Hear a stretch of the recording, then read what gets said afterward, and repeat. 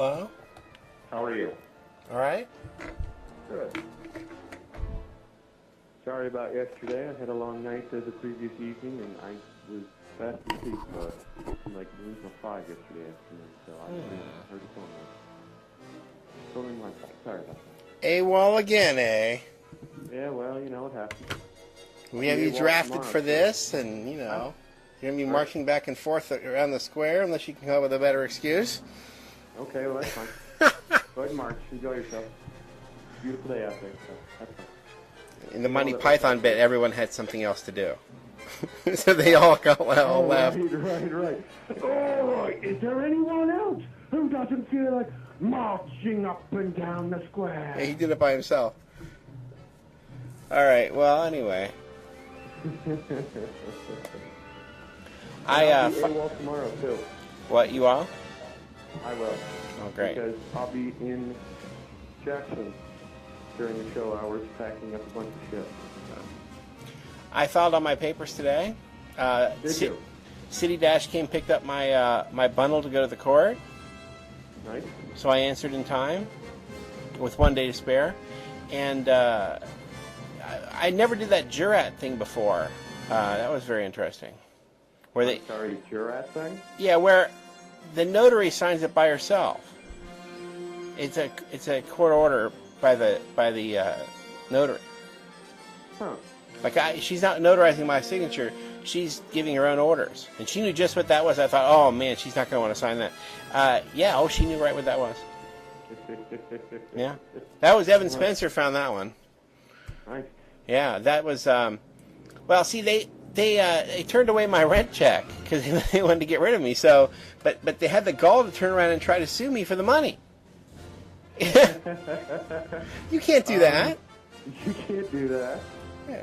You can't deny acceptance of payment and then sue for non-payment. Yeah, they had this whole court case they had worked out. It had no meat in the bun, and then it had no bun, and it had no nothing. It was like it was supposed to be a sandwich, and there wasn't anything there. It was floating in the air. I mean, there wasn't. I mean, I'm pointing it out to my mother last night. She came over. I was like, okay, so you see the 3 claims here? She said, yeah. I said, well, where's the meat? She said, there's no meat. Sorry, you have to have some basis. I mean, these are things you could throw in extra, but not by themselves. Yeah, you can add them to a legitimate one, but you can't just make them up on the spot. Yeah, I mean, they were like little extras, like, you know, a pickle and some lettuce or something. I mean, that's no sandwich. No meat, no bun, no nothing. And they didn't even have that. There was there was some pepper and a little salt. That's no sandwich. And a soggy piece of lettuce. Yeah, I mean, there was nothing there. There was no claims. They were all like, it was like baseless. You were waiting for like something, you know, nothing. So I nailed their ass to the wall. Hopefully, this will be respected now here finally. They're so desperate. Once they lose, they just see. I figure if I don't press forward wrong, but I mean, if it's just nothing there, I don't keep going. Right. That's what they're doing. Well, you know, it's intimidation tactics. It's freaking out fear on their end that they don't have anything that they continue on, and they're just scrambling to try to intimidate them, man. Well, it's like when the cable company sends people these notices. I've been getting people telling me all about their notices that they're copyright infringement. Well, they want that single mother with a 13-year-old daughter who's downloading something. She doesn't know what's being downloaded, so they'll run in there and plead guilty to something. There's no law says it's illegal. They can't quote something back to you. If you walk in there and plead guilty, yeah.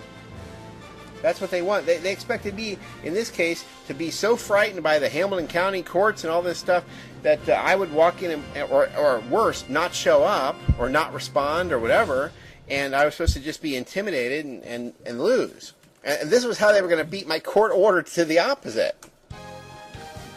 And even like my parents talked to them and all that stuff, and they were like, well, we're not doing it anymore. Well, obviously, if you file these papers and I don't show up and I don't answer like you just told me to do, I lost. Right. I mean, then they'll say, gotcha, we won. Well, didn't you just say that you weren't doing it? Come on. Right. Liars. Yeah. completely, totally. It's like I didn't want them to respond either when I sent my stuff out, and they didn't. But it's not like I called them up and said, well, that's just a joke. You don't have to respond. And then I afterwards say, gotcha. I don't play disingenuous like they do.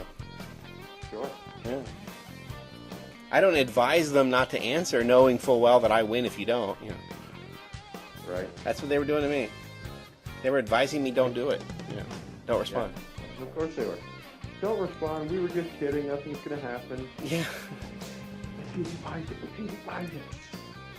Yeah. Pay no attention to the man behind the curtain. Right. I get to meet with my notary this afternoon. Yeah. Have my documents set and ready to send out to the court. Pretty excited about it. I'm going disc golfing with my notary this afternoon.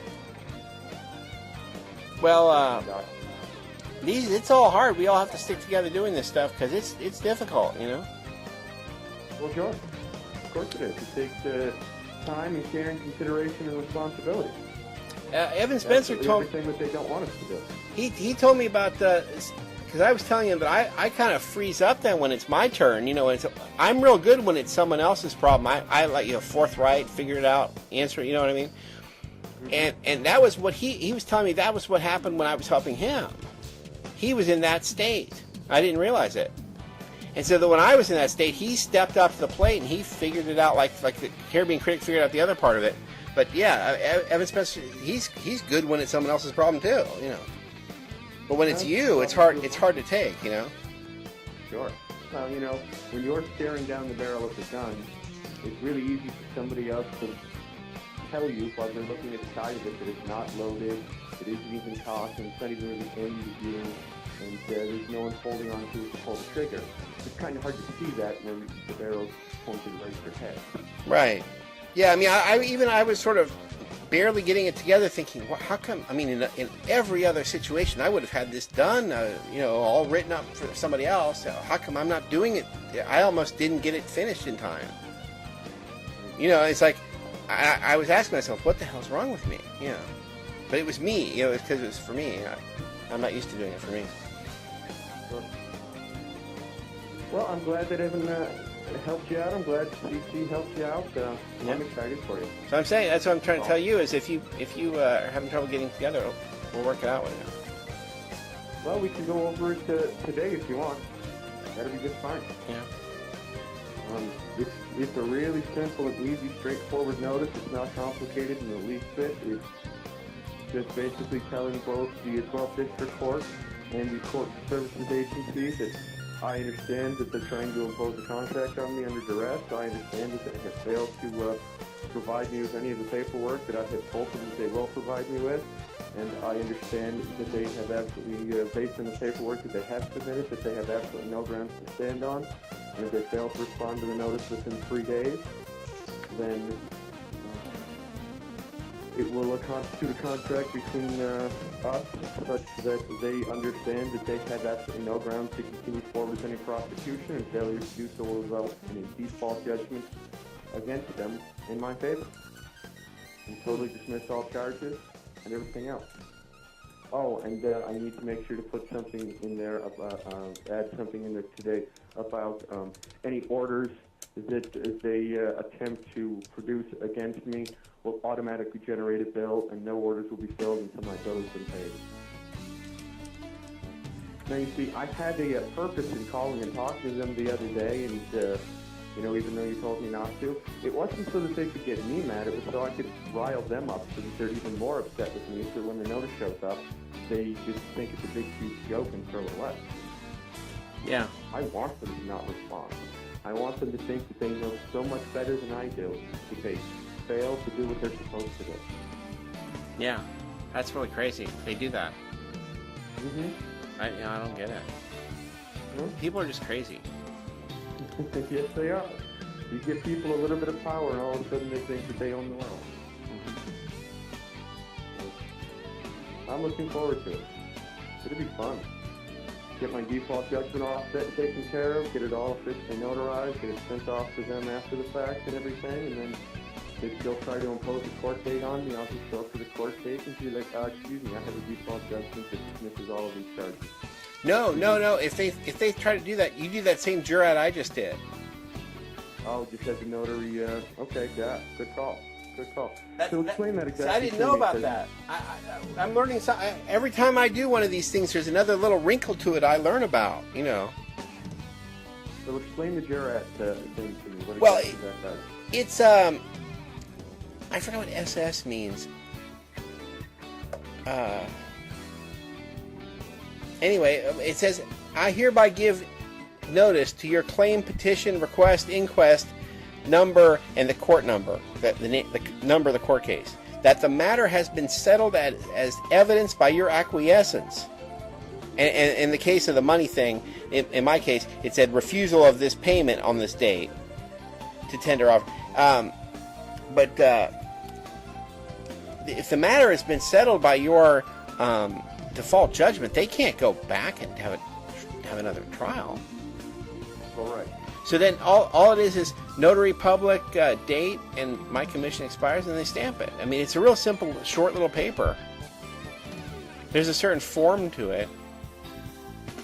Yeah. That you can't see because you're not on a computer, but right.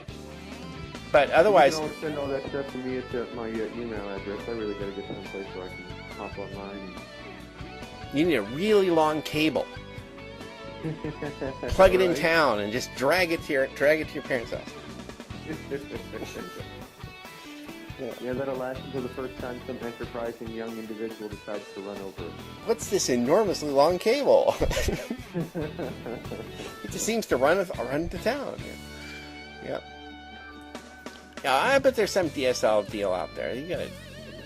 I've got that phone number of yours. I'll give a reverse and work it out. Sure, we'll find time. There must be something. I tried to do that the other day and I got distracted. It happens. But no, it sounds like that's the way to go. Because they've been bugging me, and I'm just sick and tired of the harassment. Sucks. Yeah. I really just want them to. When I have the default judgment issue, I think I might even drive it to Jackson and hand deliver it myself.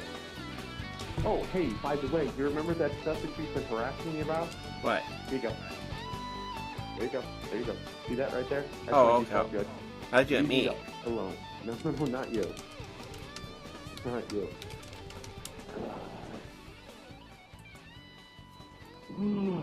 So good. So you got all your stuff sent off. You keep referring to Jackson and marriage and all these things, and you just seem unaware of the Johnny Cash song, you know. I'm going to Jackson. Yeah. We got married in a fever, hotter than a pepper sprout. We've been talking about Jackson ever since the fire went out. They're married and they're the song. Yeah, and the marriage is dead, and so they both go to Jackson to fool around with somebody else. You know, they're threatening each other all the time, but they do it too. You know, they go and cheat on each other in Jackson, where apparently the juke joint is or whatever. Yeah, well, it's kind of the opposite. I left Jackson. Yeah, I know. It's just I saw it wasn't perfect. A nice little ironic twist there. Yeah.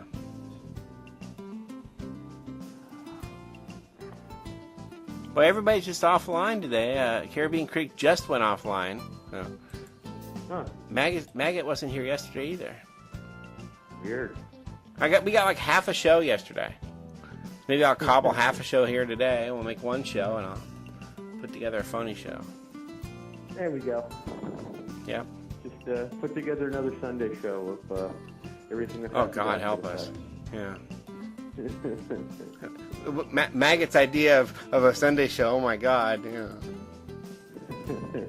He's funnier than we are, but it's funny and they burn me over it. Yeah, it's great. I agree, it's funny. You can't really take the blame for it or anything. No, you go back and listen to how he talks and what he says. He's way funnier than us. It's like I understand this English humor too, and I try desperately to train myself not to laugh when I talk that way. I can't do it. He does it. You know what I mean? Like really dry on us, and it's so funny, and we're just not picking it up because we're Americans. Sure. Yeah, he's as good as the best of the Pythons, or the older the pre-shows that they had, where they're just so dry it's scary. He's really good at it. I caught him the other day. He's just screamingly funny. I don't know. We got to listen closer when he talks to us. He's funnier than we are. My problem with it is obviously, first of all, I'm such a shitty connection, but he also speaks so fast sometimes I have to sit and really deeply pay attention because, it's not an accent that I'm used to listening to on a regular basis. Yeah. It is. It's not the normal one. I mean, there's some famous ones, and that's not one of them. Nope. No, I had this one girl come over from England, and she would talk to me, and then I'd have to sit and wait, and then the words would finally come to me, and there would be this delay pattern. It was bizarro. I'd never heard that accent before. It was literally like a minute before any words would even register in my head. It's the strangest thing I ever heard. That is bizarre. It was practically a foreign language. Yeah, come on, guys. What the hell's wrong with you? Speak English. I know. Oh, right. Wait. No, I don't know. It was some sort of northern England accent. Well, once you get up by Scotland and stuff, it just gets a little weird. Yeah. The Scottish tinges and the Welsh tinges on that accent make it really difficult sometimes. Well, it was super attractive. I could at least stare at her while we were waiting for the words to finally come through. And she knew there was a delay. It was just really funny. So I just stare there, wait. Oh, okay. We want to go get some lunch. Oh, finally. Okay. Yeah, even like later. Simple pedestrian phrases, nothing would come across. I don't know. But anyway, yeah, no. Where this came up yesterday, I had to explain it to Crotchshot. He was mystified by stuff Maggot was telling him. And I said, "You don't get what he's saying, do you?" I don't know. No, your stuff sounds pretty together. I just think that if they do try to pull you into court and you have the default judgment by that, which you probably will, then we'll pull this jurat out, and it's cool. Sure. Yeah. Since I was confused by what Evan was telling me, I looked it up too. There are a few other things that the notary can do on their own, without your signature on it. Really? Yeah, a few other little statements because they're your judge, Right. And again, the notary was pretty darn happy about this. This was a different notary, a third notary. The one I'd first used was one excited about being a judge. The second one went and rubbed it in her face and said, "I'm a judge too now." Because the bank had told him no way on this. This would never come up. This is just for banking. Yeah. No one will ever ask you to be a judge. Well, guess what? 2 of them now. Yeah, I told my notary that she knew that she had the power to do a bunch of stuff, but when I explained to her that she actually has the power of a judge, her eyes got nice and big and wide, and she got all happy and excited. Yeah, it helps. It increases their power. This stuff we're doing, they like it. Mm-hmm. I mean, actually, more like restoring their power, because it's all been they've been pushed around a lot. Sure. Yeah. So yeah, we should. I mean, it's just a real simple, short notice. Mine doesn't have to be real complex or anything. I don't have to do a whole heck of a lot to it. It's real straightforward. Look, you guys fucked up. No, mine needed weird assistive stuff I've never done before. That's right. I mean, like if it was a foreclosure, I don't have a mortgage, so. But I mean, if it was a foreclosure in an emergency, like where they're coming to get the house, I know how to fix that. There's a lot of these sort of desperate ones I know how to do, but some of these subtle ones I don't know. I was surprised CC would know this stuff. It's helpful to find to have CC's help and find the Ohio Landlord Tenant Act. Well, that's all on one website. There's going to be something like that for Michigan. We ought to find that for you. This was originally done by that Anderson law firm, some big law firm in Columbus. But there'll be something very similar in Michigan. And now apparently they gave it back to Ohio because they're running it themselves. It used to be when I first looked into this, when I discovered natural person was what everything in Ohio was addressed to. Right. You know, then that's when I first discovered this website.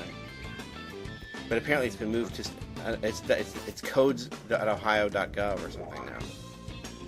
But it's the same website. This is domain name.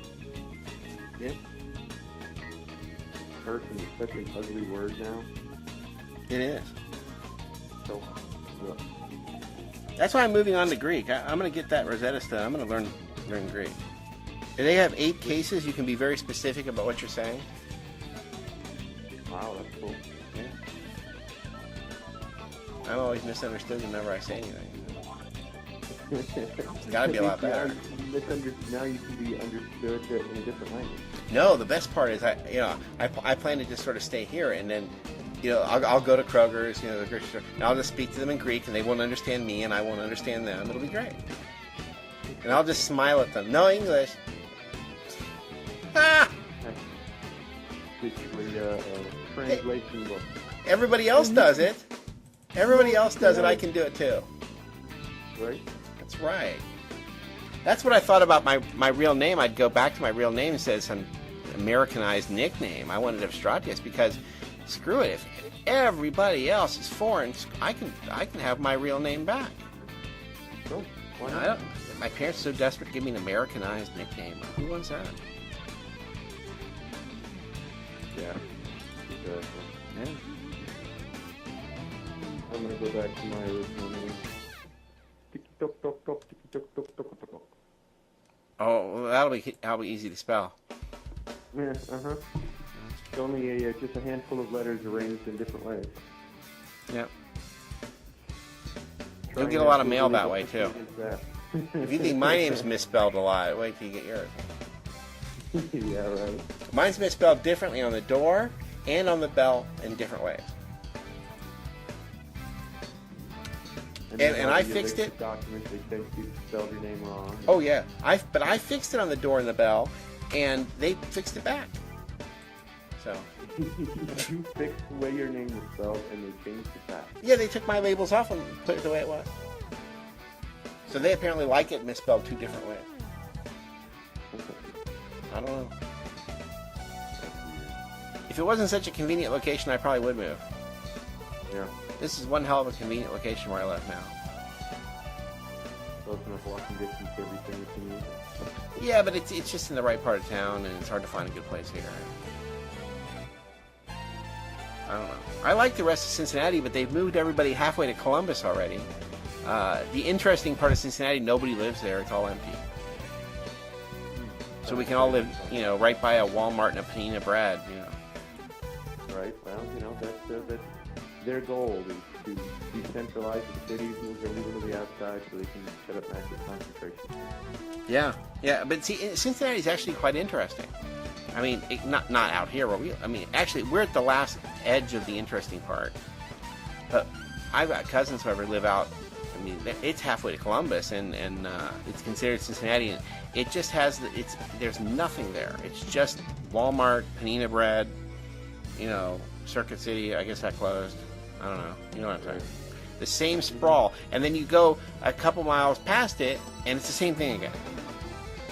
Well, yeah. I mean, you try and drive anywhere around Detroit, and right center smack dab downtown Detroit, where Ford Field is, America Park, and all the high-rise buildings and everything, that's all filled and packed during the week, during business hours and stuff. But you get past, you travel a half mile outside of the main center of downtown, and it's all slums and broken down half-empty apartments and crack dealers and prostitutes and just horrible, horrible, horrible places. And then you get about 10 miles outside of that, and it's nothing but like one town repeated over and over and over again. And it's the same strip malls, same restaurants, the same major corporation fast food places and oil change places and big box stores. And the instant you come to the edge of one and you see the sign that says, now leaving Westland. welcome to Plymouth. And you drive into Plymouth and it looks exactly the same. They don't even have exciting names here. It's just Boredom Town, you know. Dolesville, you know. Ubiquityville, you know. They come up with names that those are more interesting than the ones they've come up with. I just made this up on the top of my head here. I'm thinking I would live in a place called Ubiquityville just to see how many people get it. Well, everybody'd be the same. They'd all dress alike. Yeah. Oh, well, I already have lived in places like that. Yeah. Ubiquityville, you probably want to avoid that. Just on a side note here, by the way, I have looked up the word precursor. It's a real word. No. Yeah. But not the way you use it. Oh, yes, definitely the way I use it. Oh, man. I know, doesn't that suck? I'm getting my lame American Oxford Dictionary out, or Oxford American Dictionary. I don't know. I never heard of that before Apple started giving it away with the Mac. Let's see what they say. Really? I thought there was an Oxford English Dictionary. I've seen quite a lot. This Oxford American Dictionary. Precursor. Let's see. Uh-oh. No, you know, it's not that precursor doesn't exist. It's that precurse. Oh, I've never used precursor. Yes, you have. I'm pulling the tape out. No, I've never used precursor. Yes, you change it in that form. Precursory. Yeah, there's no precurse. That's your problem. Well, of course there's no precurse. Well, that's what we're... Unless you're speaking in a sense of before the swear. Yeah, but you know how people in America, they add their own word form at the end? You know what I mean? Oh, sure. You did that. Precurse.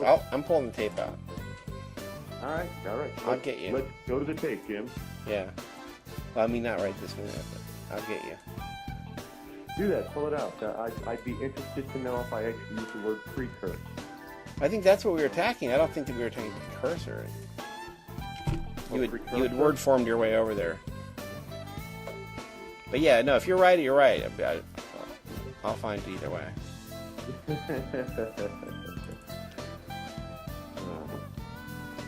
That was on a recent show.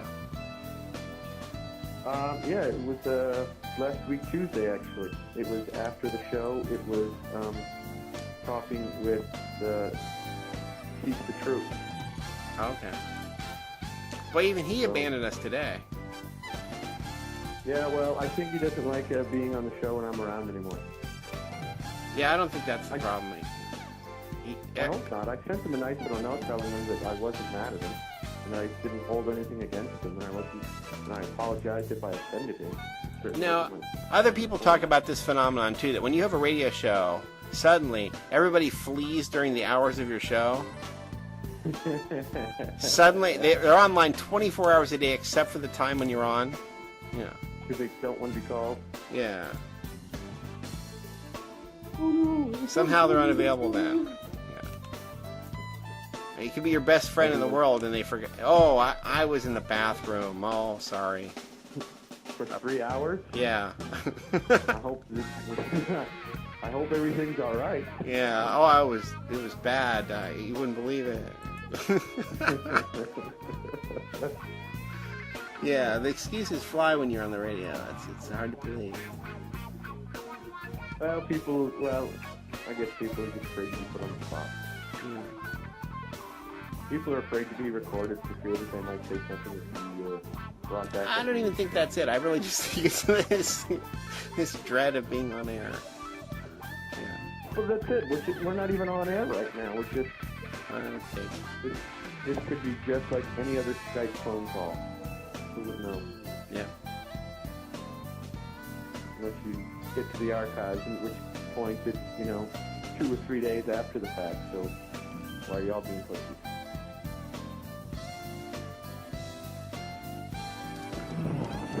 So. I've been listening to Spaceman lately. Huh? I've been listening to Spaceman lately. I never listened to Spaceman before. So it was a guy Maggot listens to. Gotcha. I don't think I've ever heard Spaceman before. A View from Space. Yeah, I don't know. He seemed very different back then. And now I'm listening to the older shows, and he seemed good then, too. Apparently it was just me. He was good then. He's good now. Okay. I don't know. He's from Toronto. 6:40 a.m. What you talk about? Same stuff. I mean, other than the obvious. Yeah, same stuff. Well, I mean, he's not really shocking me with his brand new information. It's more like his very good analysis. I really like. Yeah. I've been reading this book, Women That Make the World Worse, that I told you guys about, and it's really, really fascinating to see just how much of a socialist liberal agenda. This book was written sometime in the 90s. Actually, I take that back. It was 2000, but it was pre the 2008 elections. It's really fascinating to read it and understand suddenly that this liberal, feminist, socialist agenda that just ties in so completely closely with this whole New World Order system. I mean, people think feminism is this great, powerful thing that liberates women, but all it really does is just provide for a state-run control over the family unit, which is, I mean, I guess ultimately what they want anyway, isn't it? Yeah. There's a Roman slave manual at all times, too. It's different. Sick. What I found really weird is I read the graphic novel Watchmen that the movie was based off of. Yeah. This thing was written in like 1985 originally. And it's really, really frightening how the whole tone and tenor of it is basically the setup of what the NWO was trying to do. You know, create some kind of externalized threat so they can put everything under martial law, and all the countries and everything will unite as one under one economy and under one religion and under one everything, so that we abandon all of our infighting and kowtow to some grand, great governmental system that's going to cooperate and save us from some fabricated, externalized threat. You got it. And I'm looking at this going, and this was 1985. Well, 1776 in Bavaria they came up with the plan. Really, that long ago? Adam Weishaupt. A bunch of bastards. And you know, for all these people that love to fight Jew versus Jesuit, he was a Jewish guy who became a Catholic and taught at a Jesuit university. You lose. I told you it's the same group. It doesn't matter what they call them. It's the same damn thing. What would you like to call them today? Welcome to the same people. That's disturbing. It's more about being an elite than it is about being any one of these things. Yeah. Sure. Yeah. Right. I mean, they don't care. Yeah. The thing called the black nobility, where they replaced the supposed good nobility, which, and again, we're talking total fallacy, but the concept that, well, see, the Knights Templar came back after their wonderful experience of buggery and whatever under Solomon's Temple for 9 solid years. That's what they were doing down there. Underneath Solomon's Temple. Rape for 9 years, that would hurt. Yeah, that really sucks. But so they come back and they said they found something, which either they found something or it's how you build a Gnostic power base. You just claim you have something. And the rules to join the Knights Templar after they came back was you had to give up everything, all your lands and wealth to join. So these people replaced all the supposed previous nobility, so they call this the black nobility because they got there through fraud, or trickery or something. I don't know how they got there. Probably a combination of both. Yeah. But I mean, I just can't imagine a group where you're super wealthy, so you have to give them everything you have, and now they're wealthy and you're not, and now you're a member of the group, and what do you live on the street? That just seems like a hefty... No, I think it was a process of shared communal wealth. You had to give up all your own personal wealth into the communal wealth pool. No. You gave it to them. You gave it to them. It was theirs and not yours anymore. That's how they got the black nobility. Yeah. Why in the hell would you... Oh, right. Wait a minute. How many people out there are driving registered cars? Yeah, no, I mean, that's what I'm saying. I can't figure out why they do it, but apparently some people are very stupid. We're members. Yay! Hooray for our membership! We get to learn the wonderful secrets that are going to let us get into eternal reward. Yeah, Some that's guy great. told me that he had them. I mean, what a scam, you know? Sure. Massively. I've got a secret that I really want to share with you. Yeah, But it costs you, though. you got to give me everything you own first. And then I'll determine if you're actually really worthy enough. Yeah, after the initiation, you'll see what happens. Right. Initiation is everything to these people. Well, anyone who takes it that seriously and so fervently wants to belong to something like that, once they find out the truth of it, they're usually so far mired into it that there's no way for them to get out. I mean, isn't that why there are so few defects from those types of movements and those types of societies? And when they are, there's so much work done to persecute them, to keep them from being able to talk or share facts and reality with anyone. Yeah, I mean, the Masons have a real problem with... see, the police chief tends to be there during the initiation. I mean, they're part of it, too. So... Right. They tend to have these mysterious shootings during the initiation. Oh, he got shot during... Oh, my. And then they don't investigate? Yeah. See, they have a gun to your head and your pant leg rolled up and all this other stuff. So then, oops, the gun went off. I guess he didn't take the oath or something. In there? How did that happen? That happens a lot. People have really done research on this. And, yeah. And then it never quite gets investigated. Oh, no. You know. Because, right. I mean, if you got the police chief there, I mean, you know. Yeah.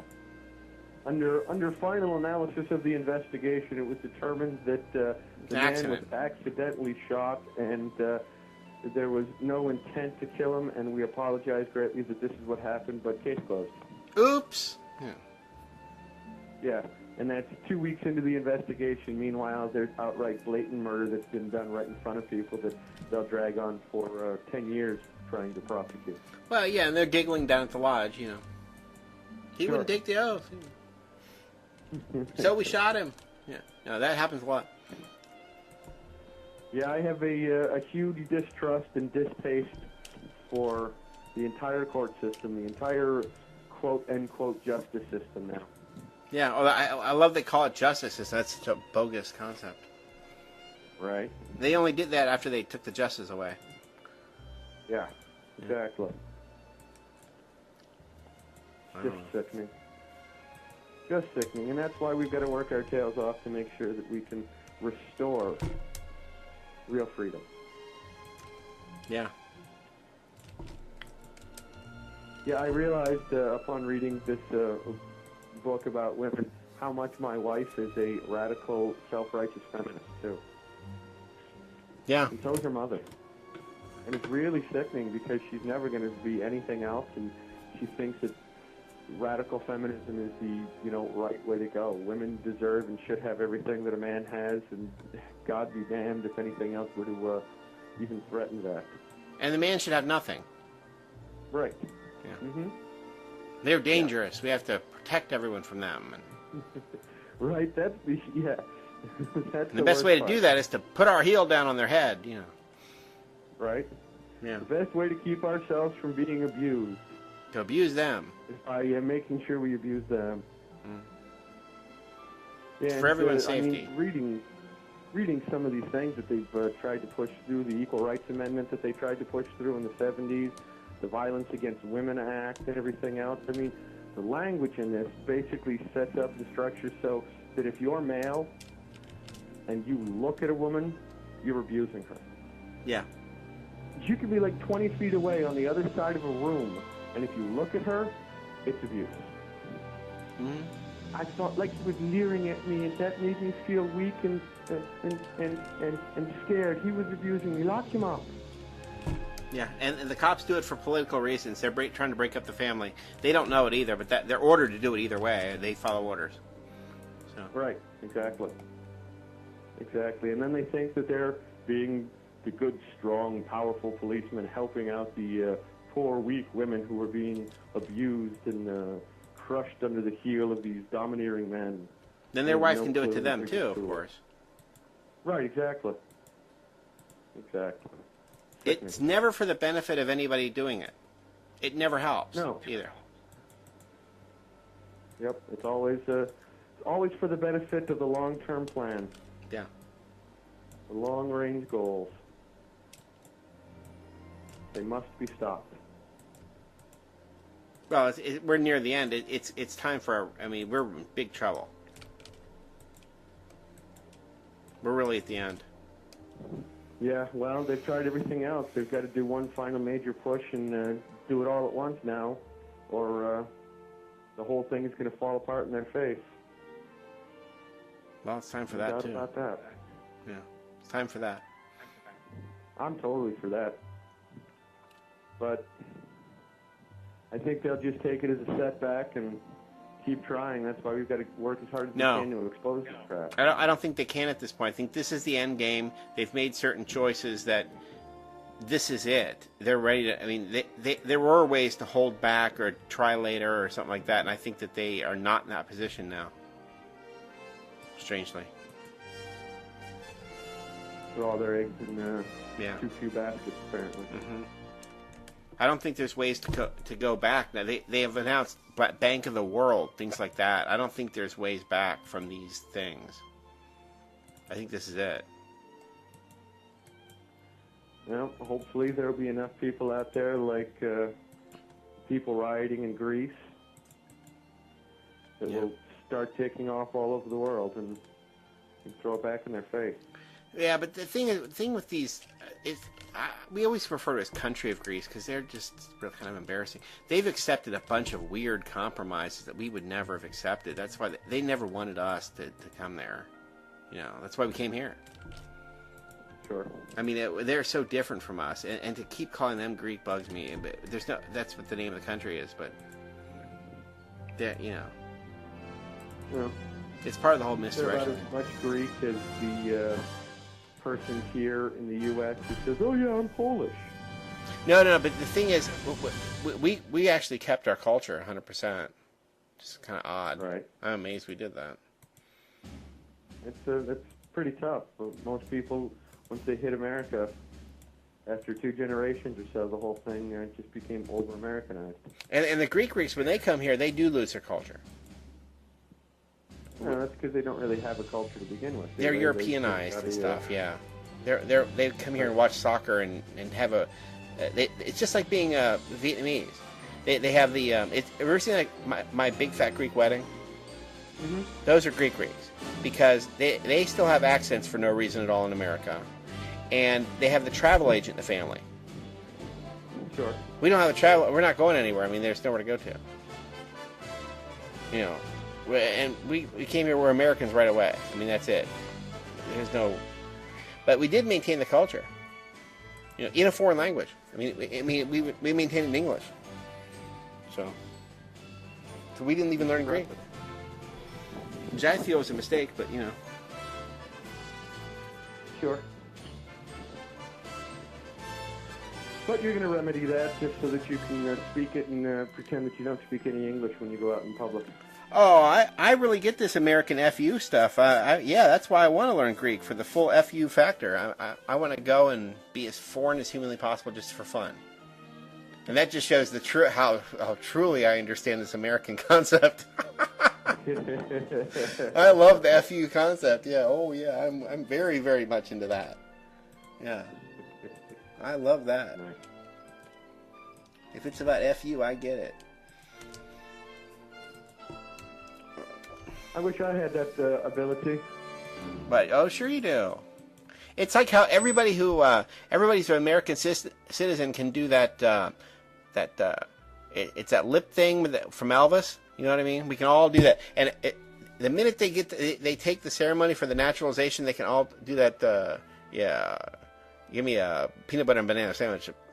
You know, they all can do that with a lip. You can't see it right now, but you know what I'm talking about. Yeah, he's a sneer. Everyone can do it here, but they can't do it in France, you know? It's true. Yeah, check it out. Yeah. People think that's ridiculous, but then they check it out. We can all do it, and they can't. Even the babies born here, when they're Americans, they can all do it. French children can't do it. That's bizarre. I'll have to check that out at some point. Yeah. Once I have the ability to access the rest of the real world anymore. Yeah. Come on, Priscilla. Another peanut butter and banana sandwich. Yeah, there's all kinds of features to America that people don't quite appreciate. For sure. Yeah. Well, when Serena went to Europe, after she came back, she confessed that she had never really thought of Americans having an American style of culture until she spent time in like 6 or 7 countries in Europe and realized how much she missed what we considered American culture. Well, basically, it's a lack of ethnicity, but we do have a little culture. Well, it's more than just a lack of ethnicity. I mean, we have Led Zeppelin, you know. Yeah, but we had to import them. No, see, the thing about that is that whole British invasion stuff is about them being Americans. You know what I mean? They desperately wanted to be American. They didn't want to be English. I mean, I always thought that was strange. That I'm an American. I listen to Led Zeppelin. I mean, it is. It's American music. It's not English music. English music's more like the Kinks or something. Sure. That's definitely there's a very Americanness to it. I mean, they're copying American blues. Well, I mean, you listen to the early Beatles from like the BBC recorded sessions and stuff, and they sound American, almost more American country than the rock version that they eventually exploded across America with. Well, you know, I think we covered this on another show, but you know why they had to do BBC sessions all the time? It's because they weren't allowed to play the records on the radio. Right, so they had to do sessions so they could come in and play live, and then That was a loophole, yeah. Right, then the BBC could rebroadcast the live session. That is so crazy, yeah. We could talk about that. So I mean, if that's what they're doing, then just how about let's get rid of the hypocrisy here and the duplicity. Ridiculous. That's what your hit parade was all about, though, in America. A local band would have to play all the top 40 hits. Yeah. Of course, that's what we've got going on now. Instead of a local band playing all the top 40 hits, it's musicians who perform somebody else's music. They have to, yeah, by contract. That's Yeah, a sickness.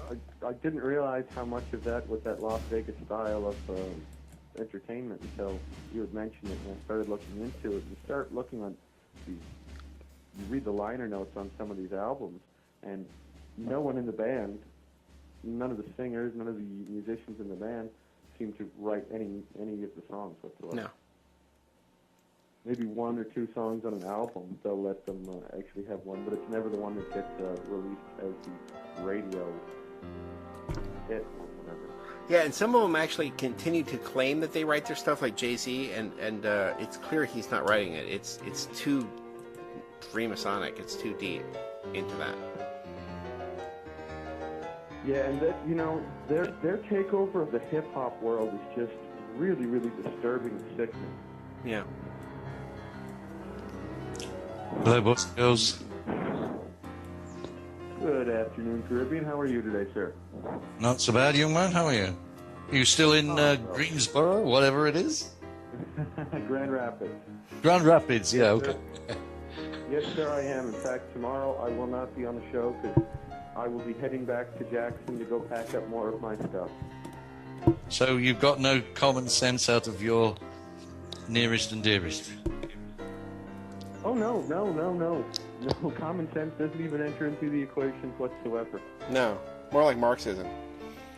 Yeah, definitely. I came to the realization while reading this book that I'm in right now, as well as thinking back in hindsight over so much that's gone on, and I realized how much of a radical feminist she is and how much radical feminism and socialist communism are so closely intertwined and the same, and it's really sickening, and I understand exactly why she hates this whole Freeman and the freedom and everything else, because it doesn't give her the power to do what she wants and everything else, because she actually has to accept responsibility, and she never does that. Well, it's only Marxism's only power by proxy. She uses your power, and then she's a slave to them. She's controlling you for them. Sure. Yep. So until she has the ability to get past that, yeah, there's really nothing else for us to spend any more time together on. Yeah.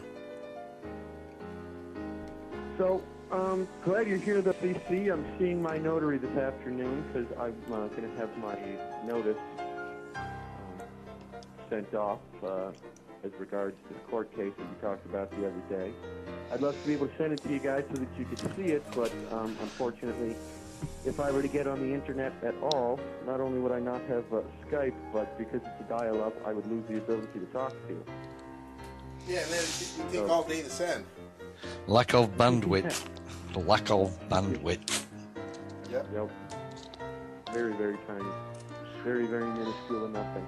But I'll give you the basic rundown of what it says, and you can let me know what you think about it. I'm sending it to both the 12th District Court and the woman at the Court Services Agency, and it basically states, I hereby put you on notice that I understand that you are attempting to enforce a contract upon me that I have not consented to, and therefore does not fit. I understand that when I have requested certain pieces of information to have verified proof of the existence of a contract between myself and the 12th District Court, none of the documents that I requested were sent. I understand that you have failed to produce any document upon which bears my signature. I understand that you have failed to produce any court order that has been notarized or signed by a judge or a magistrate. I understand that when I requested a bill, you failed to send a bill and only sent a letter, which is a statement.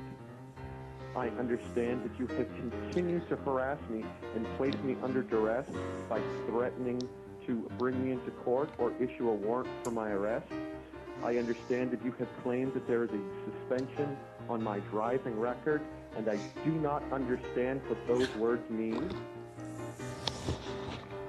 I understand that because of all of this, there can be no contract in evidence between us, and therefore it is my intent that upon failure to respond within 3 days of this notice, a default judgment will be entered dismissing any and all charges pending against me and dismissing any and all attempts at placing an order on me at all.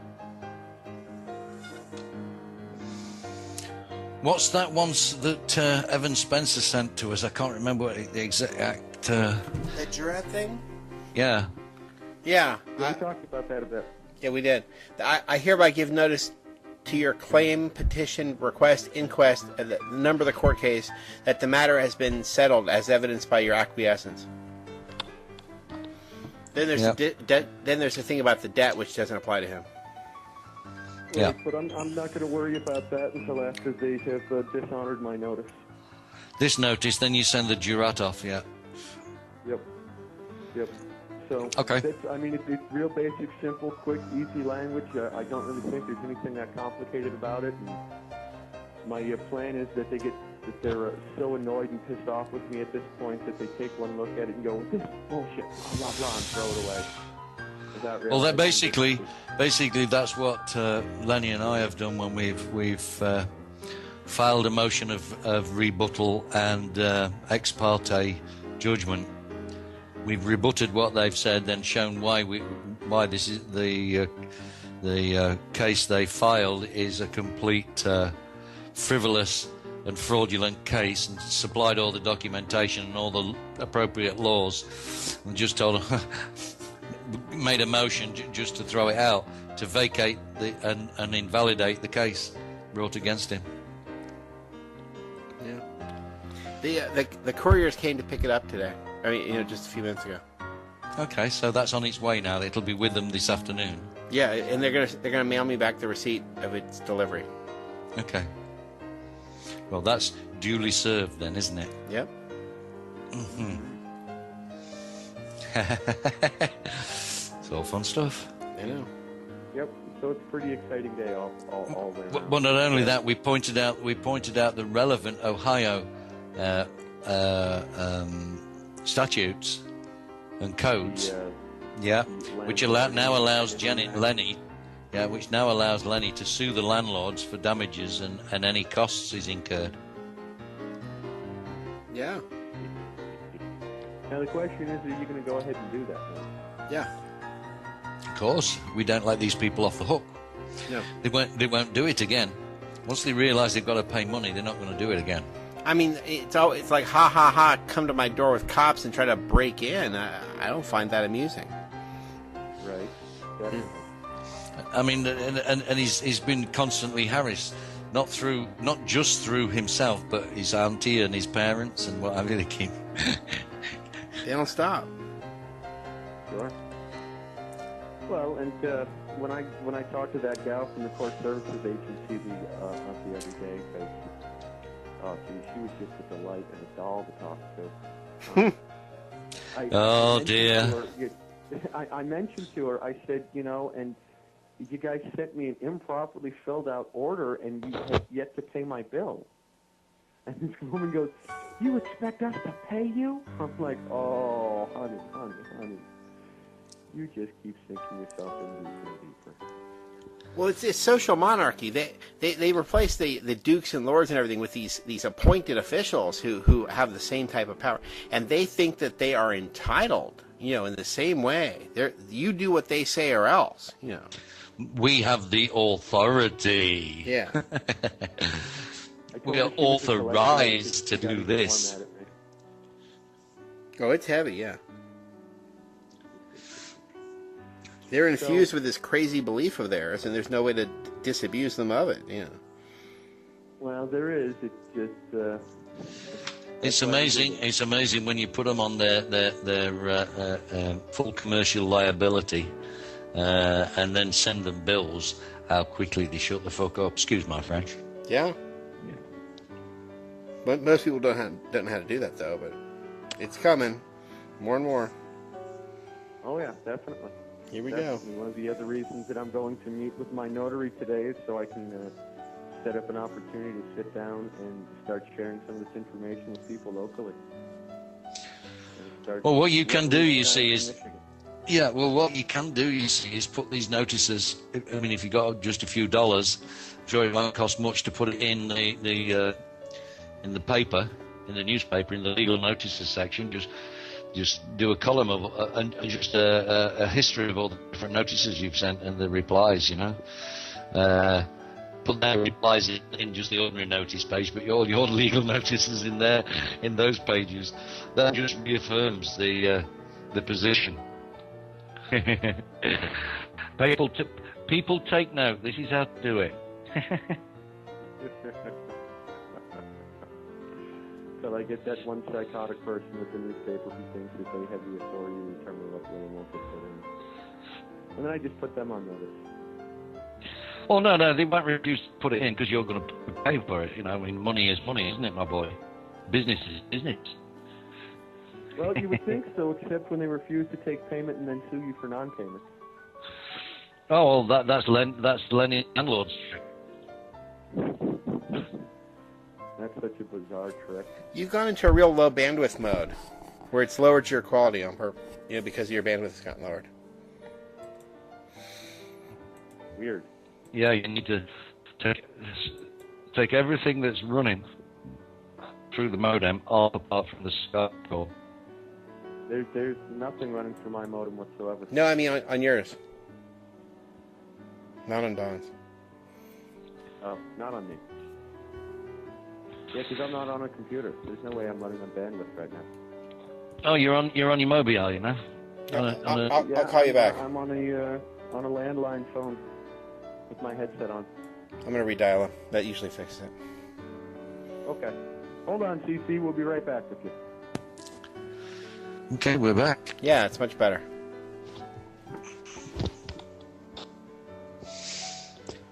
Is Don there? Yeah. Speaking. Is there, so I'll having my notice notarized today, and it'll be mailed off tomorrow. They'll have it by Monday.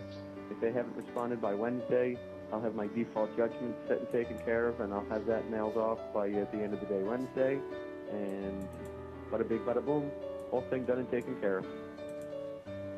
Suppose I should probably carry a copy of it with me for a while, just in case some enterprising policeman decides that they want to pull me over.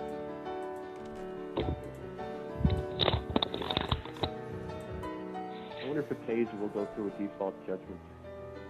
Sure does. Stop! I have this magical default judgment. You can't tase me, bro. Oh, I don't think it stops that. Doesn't even stop Toronto police from raping women No. in custody. Now that's a story I'm not familiar with. Is this a recent thing, or does this happen? Yeah, during G20, these young women, the reporters, and threatened them with gang rape, and some women they did rape. You mean just recently during the G20 summit there? That's this last weekend, yes. Wow. Well, the G20 just brings us so many wonderful benefits, you know. Including rape, Yeah. of course. Yeah. This is Right, one of the nothing many benefits benefits. society. Oh, by the way, Charlie Beach, the man who does his little videos in the Love Police, he was at the airport and they rearrested him as he was getting, just before he boarded the plane to fly back to the UK. You know what they charged him with? What? Impersonating a police officer. Because they call themselves the Love Police. It's so ridiculous. And it now turns out that this Public Works Act was never actually passed in Parliament. It never got through to the stage where it was passed. And this 5 meter rule is a load of rubbish, and they've admitted the 5 meter rule is a load of rubbish. Now it's been pointed out that the original Public Works Act was never passed. So they were operating on a law that didn't exist. So what am I going to do now then? But I suppose they'll cover it all up and make it all go away so that the police officers don't get charged with rape and torture and indecent assault and such. Right. It'll just magically disappear.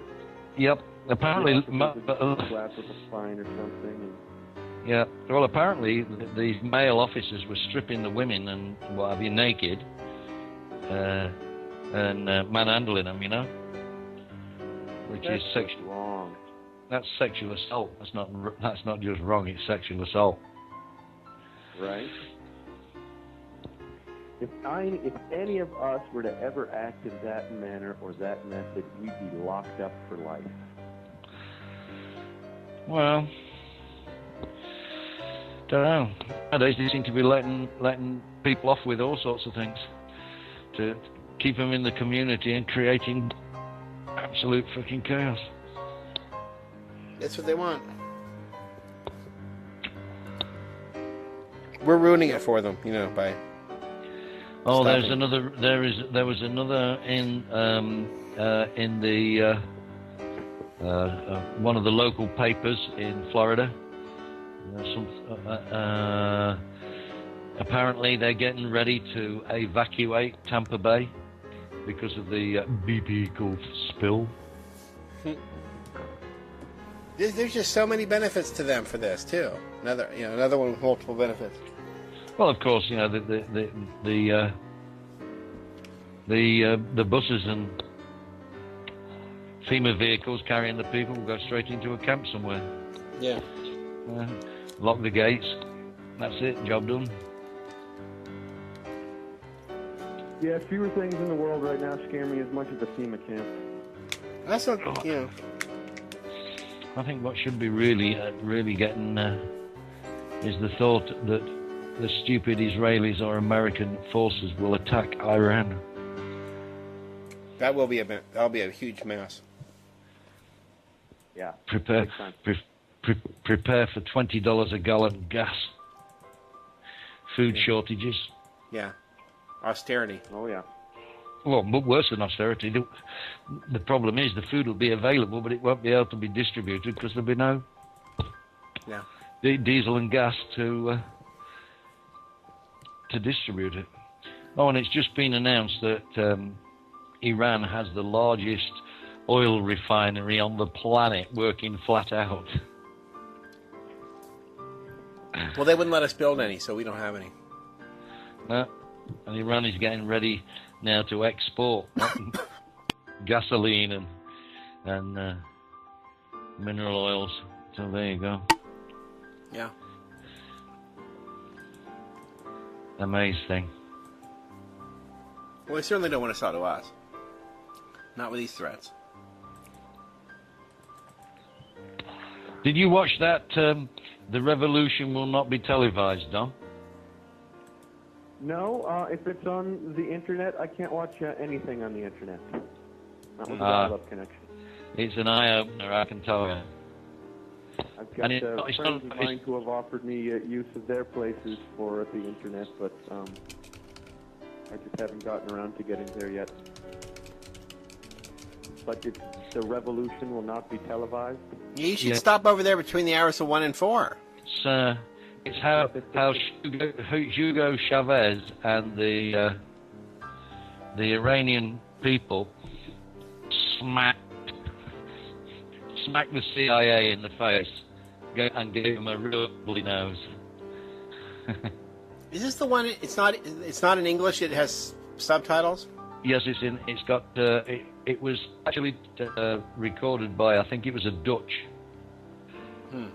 crew, television crew, and they put English and you can select the subtitles, I think, because there's several of them on the Google site. Yeah, I have a bunch of those, but they're last on my list. They're not in English. Well, obviously it's not in English because it's a live TV documentary of the actual events. Yeah. And of course they speak Spanish in Venezuela. See, these countries, they don't have the courtesy to speak English when we go there. I mean, that's important. What's wrong with them?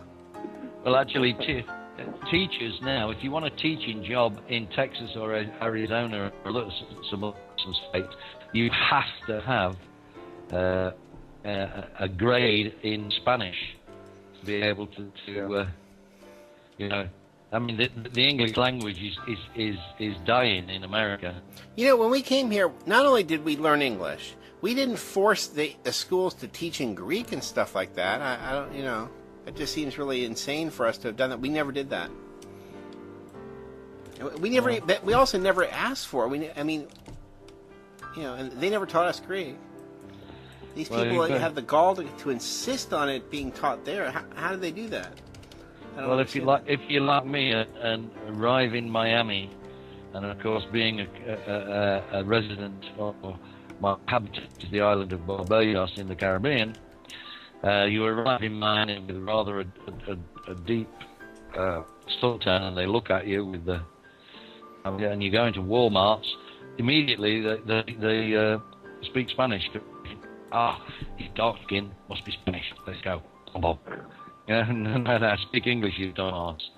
And half of them can't speak English. This is America. English is the language. You'd think it was. No. I see. I get it in slightly the opposite way because I'm as dark-skinned as I am naturally, and I've got the dark hair and everything, and I am Native American, but I have some pretty strong French characteristics in me. So I look Mediterranean or I look Hispanic or whatever. I'll walk down the street and I'll have Mexicans and people who speak Spanish as a first language and everything greet me in Spanish and try to talk to me, and I'm just standing there going, I have no idea what you're saying, sir. Can't help you. I would be darker, but I stay inside too much. Yeah. Yeah. Well, that's the idea. Everybody's going to end up being beige, isn't it? There's going to be no. It's the idea of race mixing to denigrate the race. particularly Yeah, I'm the last of the 100%ers. I'm 100%. Free-spirited, volunteer-based, open-ended program of procreative racial deconstruction. In layman's terms, everybody got to fuck everybody else until we're all the same color. I'm not doing that. But they want, though. I know that's what they want. They want to remove absolutely everything that can be used the only division, separation, or differences. The only pure race will be, of course, the races that, as a religious imperative, do not mix the races, like the Jews. Yeah. Good thing those Turks will still all be pure Turks. Yeah. Ashkenazi. Ask a Nazi. No. Yeah, Nazi.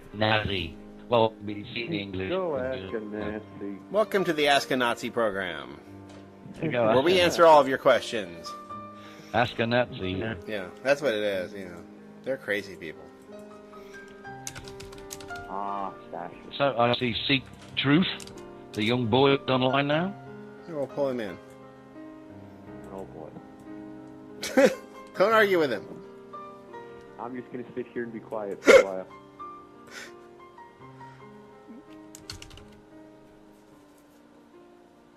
See if he joins us. He has joined. Yep. Welcome to the show, young man. Christian Identity Central. Yeah, we're going to need you to talk in an English accent. This is the American Freeman show, so. Well, Christian Identity did come from British Israel. Yeah, I don't know. Yeah, Anglo-Saxon English, please.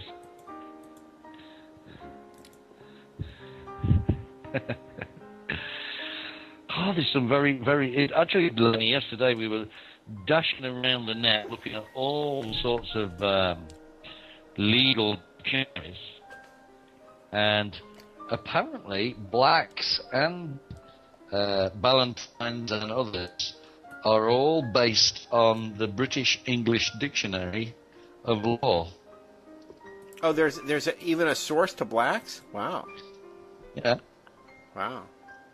British English Dictionary of Law. I'm going to look that up on Google Books. Can you give me the specific definition within that dictionary of law? British English Dictionary of Law. Yeah. That's the full title? That's what it's based on, Black's Law. It's called British English Dictionary of Law? Yeah. Okay, I'm looking it up now.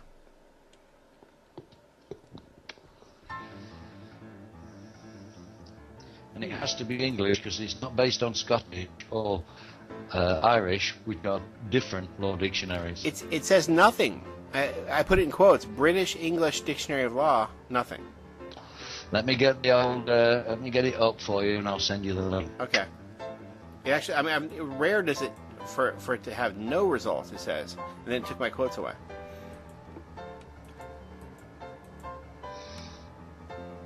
You guys This is one. Sorry. This is the one that gives you all the information of all the different. Just let me get it up. Well, while you're looking for that real quick, did you guys see where China is planning on suing Google because they moved their operations base onto Hong Kong so that they wouldn't have to be subject to the censorship of the Chinese government?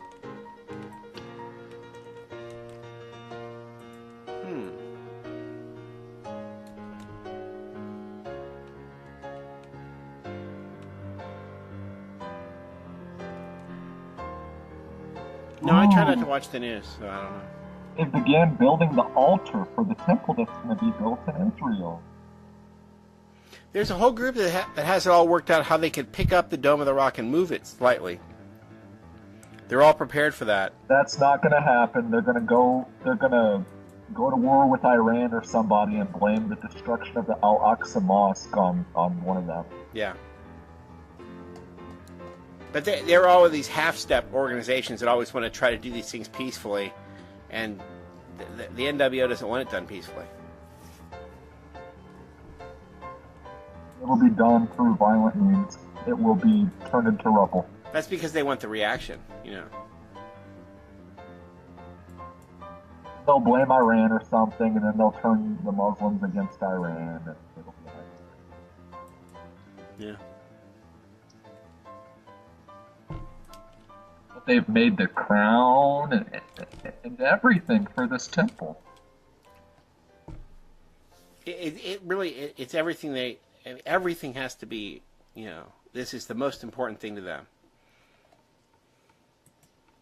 Now, does anyone know, is Iran more predominantly Shia or... No, they're the one group, not the other. I don't know which... They are Shia.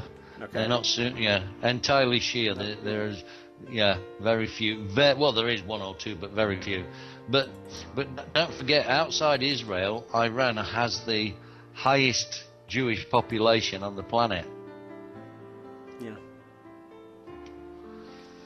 Uh-oh. Real Jews or...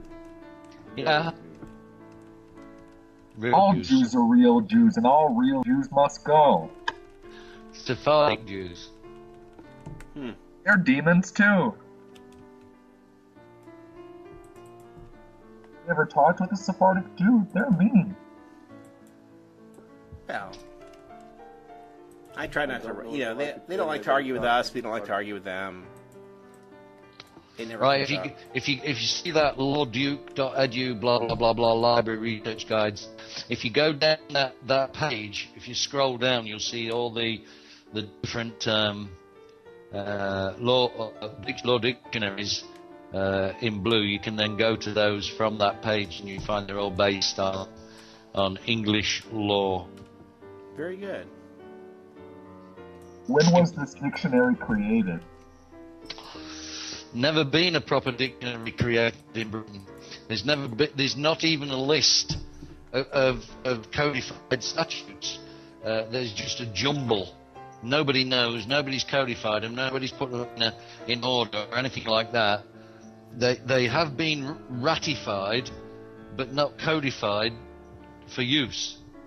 So actually, all the statutes in Britain are a load of bollocks, because you have to consent to that jurisdiction, and if you don't consent to it, then the statute means nothing because it's never been codified. It's a weird system. You need to read a lot of the explanations of English law. A lot of it, the Constitution, for example, a lot of it is just unwritten. It's just accepted as common law, and it's not been put down and written down in text. It's just commonly accepted practice, which is a nonsense, because what was commonly accepted practice 10 years ago need not necessarily be commonly accepted practice now. It's such a jumble of nonsense is the British system of justice, because it's not a justice system at all. It's all about generating revenue. Yeah. All the more reason that you got out of there. Well, it's just a jumble. Nothing's been properly codified. There isn't even an accepted standard English law dictionary.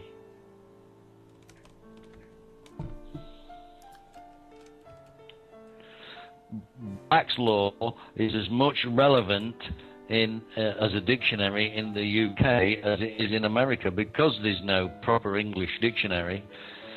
You'd need to, in any legal proceeding, you need to specify the definitions of the words, the body of words that you're using, like as per Black's Law Dictionary, or as per Ballantyne's, or as per whatever. Where on this page would I need to look, that link that was posted? It's a long thing. Go through it. You'll find a whole lot of stuff. I've been amazed. I've been clicking the links and marking them. Go right down You go right down, you scroll down that initial page, and you go right down, you'll see hundreds and hundreds of links and hundreds of pages. What can we, for our listening audience out there, like Oh, you want a tiny URL? I can do it real quick. That'd be great. Give them a tiny URL so they can All right. plan. So that'd be fantastic. tinyurl.com 24NN24Z. I mean, I could make one with a custom word if you want one. Entirely up to you if you want to do that. I think 24NN24Z is easy enough to remember. Okay. Yeah, you just have to type in. How that works is you get 6 random characters, but it leads you to the right thing. tinyurl.com. Because nobody in the UK really knows the law properly. Nobody, not judges, policemen, even law professors, because there's so much of a jumble in there, and it's not being codified at all. Policemen now can just make the law up as they go along. You know, along the street, they see somebody doing something. Oh, that's against the law. What law is that? It's against the law because I say so. You're under arrest. Well, that's that's why they always like to be photographed in front of these impressive-looking, undefined books behind them. You know, it makes them look great, but it doesn't, say anything. Yeah. Of course, you've got books like Murphy's Law, but that you see is basically case law. So. Isn't that a TV show? Is it Murphy's Law that nothing will ever work? Yeah. Well, yeah, no, that's Murphy's rule, isn't it? Oh. If anything can happen, it will, and if anything can go wrong, it does. But they're the first and second. They're the first and second laws of Murphy's.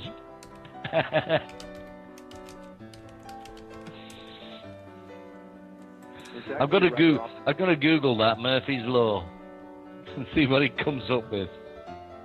Well, you'll probably find Candice Bergen's TV show from the 1980s, and you'll probably find Dan Quayle's. Excuse me. Murphy becoming I guess it was Murphy Brown, not Murphy's Law. Yeah.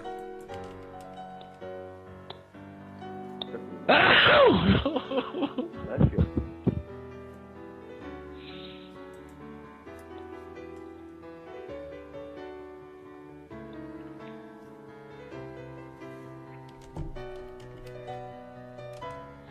Murphy's Law, if anything can go wrong, it will. All the goods you want are taken already. New systems generate new problems. Always. Computer law, any given program when we're running is obsolete.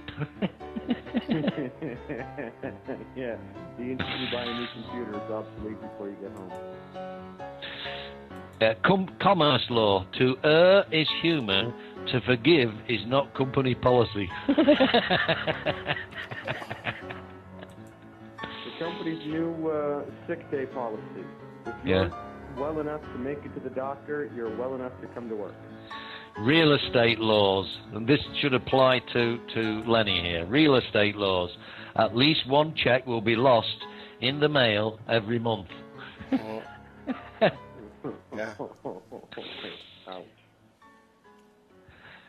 Ouch. Teaching laws. You never catch on until after the test.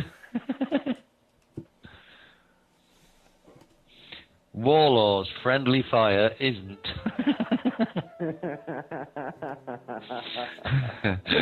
And cops laws. Bulletproof vests aren't.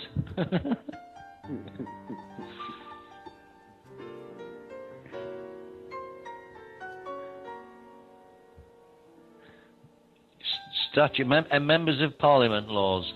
No streetwise unit ever passed inspection. What that means, I don't know. Yeah. Sewing laws. The scissor cuts easiest past the buttonhole.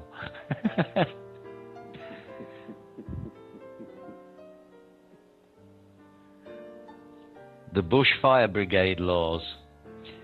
If it's stupid but it works, it ain't stupid. I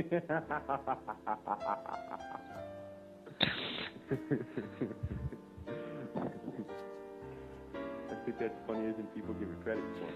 Yeah, doctors only ask your name when the patient isn't doing well. Well, it just seems like it's an excuse for people to not do their jobs correctly, you know. If you are running late for the bus will be too. I mean, I eat catch-22s for breakfast, you know what I mean? Where everything doesn't work, but you know what I mean? I expect that, and I beat that all the time when I fix machines. You know what I mean? I see a lot of people, and they're like panicked by this stuff. I eat them for breakfast.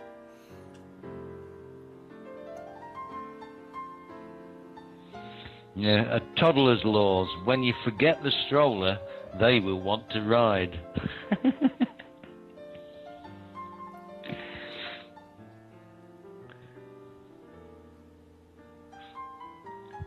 EMT laws. All bleeding stops eventually. You're dead, but it stopped. All right, I think Lenny and I identified a radio show law earlier today. Well, that's a well-known one. Even your best friends will just hide the hours of your radio show, no matter what. You know. This is Murphy's idea of life. Is your life a good example of Murphy's laws? Oh dear. Could be worse. It could be the law that anything that could go right will go wrong.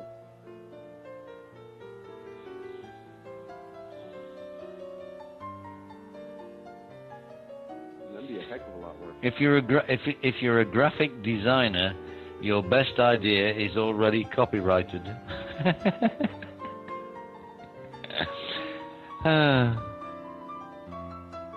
See what a glossary of legal terms. Let's have a look at this. Oh, HMSC. I'll put that one in. Well, the graphic designer nightmare is that you have to tear up every new printout because you'll end up at Kinko's copying 500 copies of the wrong version of it. They all look identical at a certain point. You know, I've been there. According to the English, the government in England, common law, the law established by precedent from judicial decisions and established within a community. Yeah, that's how they abused it to start writing law from the bench there. Yeah.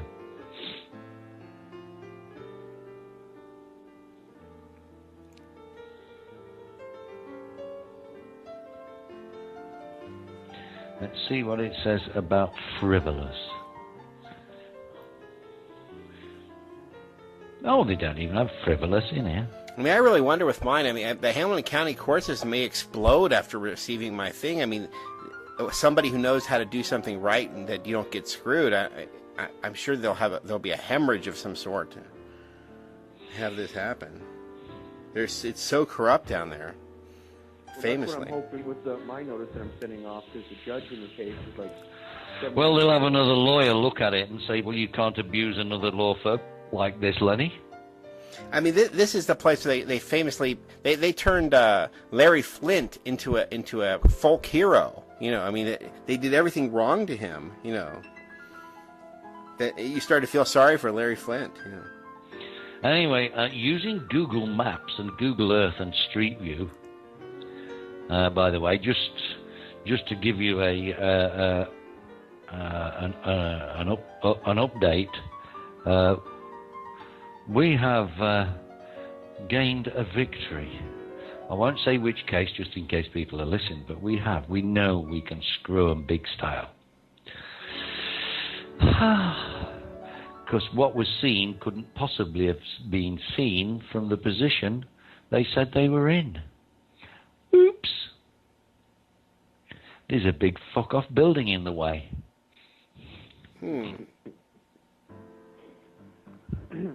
We're talking about that one person in that one place, right? Yeah. Anyway, so that even take it, Google Earth and these Street View photographs can be useful. Have you ever printed it all out and you're following the directions and it leads you somewhere that you can't go? I've had that many times. The directions lead you nowhere. I've had that with the in-dash satellite-aided navigational devices, but not with Google Maps or anything. Well, this Google Map, of course, is a satellite image. Well, Google Maps on the iPhone is really impressive because it follows where you go as you go. I mean, you're seeing the overhead view as you travel, live. That And scares me. yeah. I don't want to carry around something that can track like that.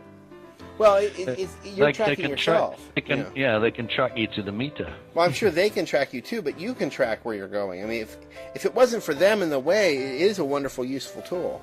The problem is they're watching too.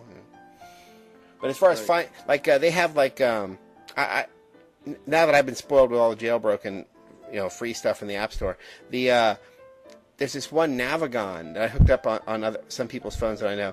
And what's interesting is, unlike the Garmin, which is not updated live, these ones are updated live, and so it really does take you where you're going without the screw-ups that these other ones have. They're live. And they talk to you and tell you which direction to go, but they don't screw up because you can see that it's wrong or right. Well, you would imagine that would be the case, and then there was the guy in Southern California, the computer programmer, driving, and his car got totaled by a train because his navigation, directional system, whatever, told him to make it turn, and he turned onto a set of railroad tracks. And continued to stay on the railroad tracks until the car stopped running on them. See, that's your satanic system. That's where they want you not to use the stars and not to use the normal navigation. They want you to navigate in the dark. You know what I mean? The point is, Luciferian system. You can see that the computer has made a mistake. He's become so reliant on them being infallible. But this guy turned and tried to drive his car on railroad tracks. Oh no, that's what I'm saying. When you navigate in darkness without using your own eyes, without verifying what's going on, you turn on the railroad tracks, you turn right into open traffic. I mean, the computer said so. And limited liability. I mean, the insurance company will just replace a new you. Yeah, right. Of course, they can't do that. You can't go by their system because it's not valid. You have to open your own eyes and see with your own eyes. No. The machine is supposed to be there to make our lives so much better. And you have the cell phone has given you the communicator that Kirk always had. The iPhone has given you the tricorder that Spock always had. They would go down to the planet, whatever, and Kirk would have the communicator, but Spock wouldn't even look at the vegetation or anything. He wouldn't even look up. He'd be looking at the tricorder and not at the things around him. He'd be bumping into rocks because he's staring at the tricorder the whole time. You've got to use your own eyes. Purple plants on the ground in front of him. Yeah, I mean, he might as well have stayed on the ship. Right. Star trekking across the universe. I mean, that's your New World Order right there. Because we can find rivers. Yeah. Well, definitely. And I mean, Leonard Honor did such a great job with his Borg Agenda series, his Borg Agenda film. It's brilliant because it never really struck me that it's just a planning moment towards. And that the Borg is the same as the Federation of Planets. But what's really interesting is to find out, you can look at Wikipedia or something, Gene Roddenberry worked on Have Gun Will Travel, and basically, if you've seen an old episode of Have Gun Will Travel, it's Have Gun Will Travel in space. It's the same show. You're not going to believe this, but Tony Blair is going to be given the American Peace Medal and a £100,000 prize. Well, I guess that makes up for Giuliani becoming knighted. Yeah. And Obama winning the Nobel Prize, even though he had to be nominated for it before he even took it. Well, I mean, but it's an English person winning an American prize, and we've already seen the opposite. Yeah. That's what killed his campaign. Giuliani could not run, even though they love to deny that there's the titles of nobility thing is not really there. The fact that he was knighted in 2002 killed his presidential campaign because people kept saying, "Well, but you've been knighted. You cannot run." Of course, then we got the guy who won't show his birth certificate. So, I guess we win some, we lose some, but we're gonna have to fix all these problems. to Tony Blair. Tony Blair thought he was going to be the head of the European Union. It didn't work out for him. No, didn't work out for him like that. We have Emperor Van Rompuy. Rumpelstiltskin. Yep. He's been asleep for 40 years. Now he's just woke up. Head of the EU. Well, Hitler's dream come true is the European Union. That was the plan. He's the one that started the European community, economic community. What a fucking... I'd love to be stood right next to that Blair. I'd smash him in the mouth so fucking hard. Well, he's hiding in the lodge, probably. They'd be pulling his teeth out of his ass. His wife is in Glastonbury, you know. Yeah, need major surgery. You could probably find the wife. Go to that concert. I'd rather just pass by him on the street and stab him with a hypodermic needle full of something that'll kill him. And that sounds more like them than us. You know, they're the ones that want to get you with the shellfish poison, the shellfish toxin, which they shoot with an ice dart into you, so there's no, you know, there's no bullet. Right? Or accidentally. Or, I mean, if you do that, they can trace it. If they do it, they can't trace it. You know. Right. Good luck with you doing it. And then they can always do it because they call the security off. I mean, you could go the rest of your life trying to get a good shot at this guy. You're not going to get one. They get a good shot because they took the security away. Sure. Well, it's like just before the limousine entered Huey Plaza. All the it was all taken away. All got off the car and moved to the car to the rear. Yeah. What's really interesting is when you find out that there were 2 previous assassination attempts. There was one scheduled to be tried in Chicago and one scheduled to be tried in... Well, not when Fletcher Prouty was there. Those were all beaten, but they sent him to Antarctica for the big one. He went to Antarctica for no reason at all. There's nothing in Antarctica. Anyone go to Antarctica. He was the head of security. They sent him to Antarctica. I mean, once he got his orders, he must have known there was something up. Sure. I wonder if Dallas wasn't the main hit the whole time and everything else was just to create an atmosphere. Oh, sure. It's an unfinished pyramid. That's just, yeah. I mean, the whole structure of the plaza, the 33rd parallel. Yeah. There's too many things that we just coordinated just right for that.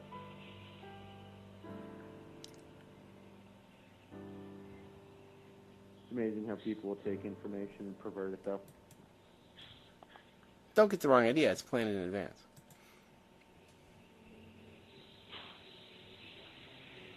Who was it that said? Was it FDR who said that never it's planned think that for way. a moment that anything is accidental in government? Yeah.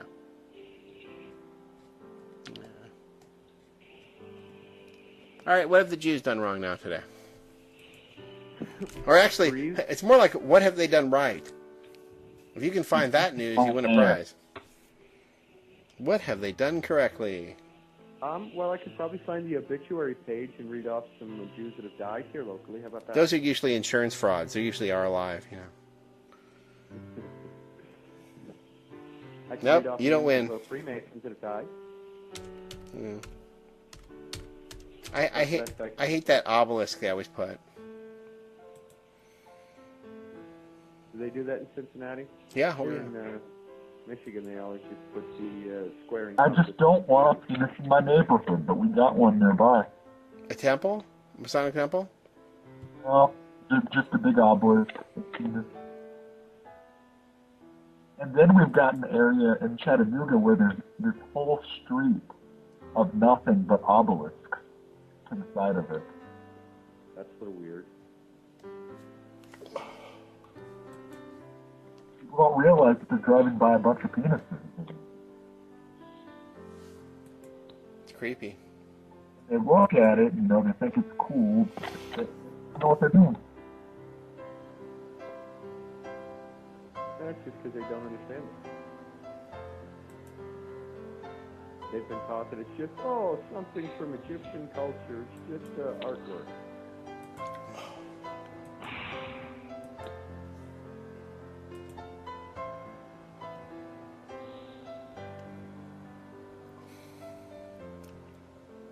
the sick part is I fought like hell to fix my audio problems, and now everybody else has them.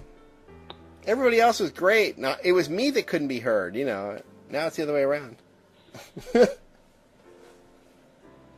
Murphy's Law, man. Murphy's Law. Oh, no, I fixed mine. Yeah, mine's perfect now.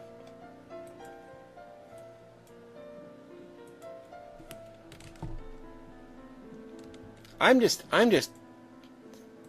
dying to get this jailbreak for my iPod Touch 3G. Even Michael has 4.0, damn it. Does it background and everything? And did you do all the updates? What it does is when I'm using Skype, it fucking freezes up when I'm trying to type. Yeah, Skype does do that. They're going to come up with another Skype coming up here. Written for 4.0. Every time they update it, it works better for a small period of time. Yeah. Okay. What happens is it gets overloaded by a lot of messages. It wants to load all the messages from the past, and of course then it runs out of memory. And then, have you tried, there's this program on Cydia called Siphon, and it lets you do all those SIP deals. I thought that was totally bogus. I signed up for one of these SIP things. It was free, and I started calling people with it. It works. Of course, I have Skype out now. I should cancel my Skype out because... But, I mean, that Siphon thing... What is it exactly? It works great, 100%. What is it? SIP is, it's like voice over IP. But there are a million of these services, and they all let you call long distance for free, and it works. I never got into the SIP VoIP world, but it's called Siphon. Look for it on Cydia. But when you go to you have to go to the Siphon website on the real web, on the real computer, and it'll show you 35, 40, 50 different services that are all free, and all you have to do is sign up for free, and then you tell Siphon your account information, and you're on. 100%. And it's even better on the iPhone because you're just using your 3G. No minutes. What actually works is placing calls? Oh, it really works. I was stunned. I went out today and tried it. What's that? SIPs? Yes, SIP. You got a SIP number and you can phone anywhere, and right. People can phone you for free. Mm-hmm. Yeah. It's shocking. I was stunned. I thought this was totally bogus. I thought this is ridiculous, and then I thought never on the iPod, and it all worked. 100%. I mean, I did this like yesterday, but I tried this when I went out today. I tried it. Yeah, we had the SIP number in the US for our radio shows on For All of Us, the Freedom Fighters show. Yeah. People could call in for free, and we could make calls for free. We even called Downing Street one time and asked to speak to Gordon Brown live on air. Yeah. How'd that work out for you? They turned us down. He's too busy. Yeah. And then I also have Google Voice. Do you have Google Voice, Michael? Do you want an invite for that? You got to tie yourself together with Google Voice, and then the whole thing is very fluid. Google Voice? Yeah, Google Voice does other bizarre switching. It allows you to have the phone ring wherever you want. And then they just... There was a way to hook it to Skype that was called Gizmo, but Google just bought that, and they're going to re-merge it all back together in one piece so that you can actually merge it to Skype. So what you do is Delaney used to do this. It was one of the few things he did that was halfway intelligent. I'm sure he doesn't do it anymore. But what it is so you just sort of tell it where you are and tell it where you want the phone to ring. I just got home, so now I want all my calls not to ring on the mobile phone, but I want them all to ring on the home phone. And that's what'll happen. People call a one number and they get just wherever you are. I'm going out. Ring me on the SIP phone. That way, even if people call you at home, it just automatically forwards it to wherever you've got it set. Yeah, it's hard. It's hard to take. And then the other part is, I guess, because they're taping your every call. Google is the government, but it makes text transcripts of your messages, so you can just see the message someone left for you, and it OCRs it, but OCR your voice. When someone leaves you a message, you just read it. Weird. It's a little frightening, actually. Of course, I suppose you're taping all the calls anyway, right? Yeah, put your email in there in the chat room there, Michael. I'll give you an invite. I have another invite. If you want it, CC, I can give it to you. It's a strange thing, and it ties together with all this stuff. But there are other ways to do it too. Just Google Voice is strange.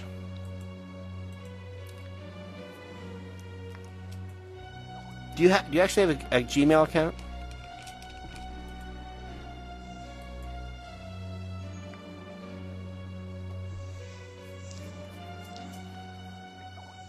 Oh, okay.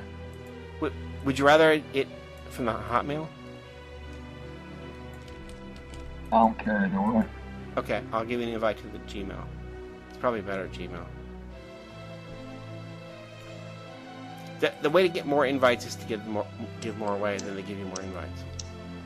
I have like 5 or 6 right now.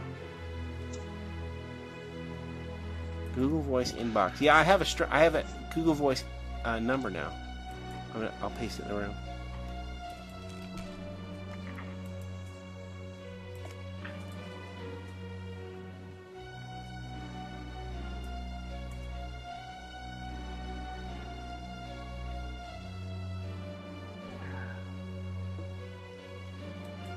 Okay, check your mail. You have the invite. Here's my my number, my Google Voice number.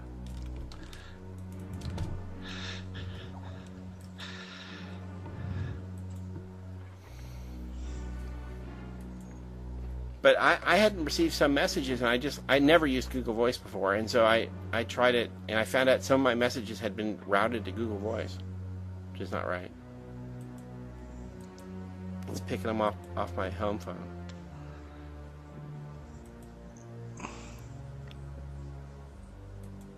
Yeah, I didn't find a SIP that gave me an incoming number, but I just didn't sign up for enough of them yet.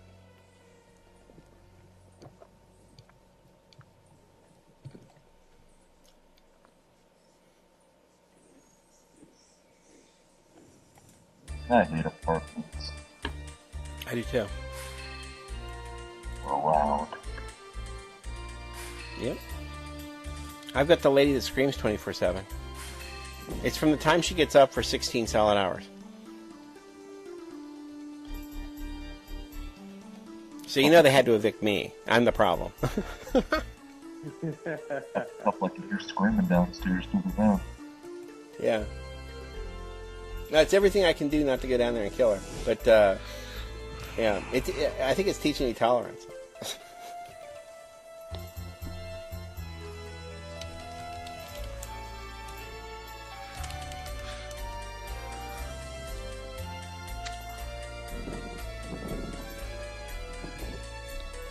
I just realized, Lenny, that I've got one advantage over all of you that are on your computers right now. What? Is I can actually do this show while I'm doing yard work. Oh, really? Yeah. I thought it was that you could focus on the show, like we're not, because we don't. But, well, you know, that happens every day, though. yep. That's the great thing about doing a show for 3 hours is you can't be serious all the time. Well, so I signed up for this thing called Free Call, and the first thing you do, it shows you when you log in, it shows you all these different ways you can pay them. So it's Free Call, yeah. Well, as long as it's free. Yeah. I can't figure out why they want you to pay them. I guess it's to receive calls. I don't understand that. It doesn't explain anything on the site. Nothing. I love inherent ironies like that.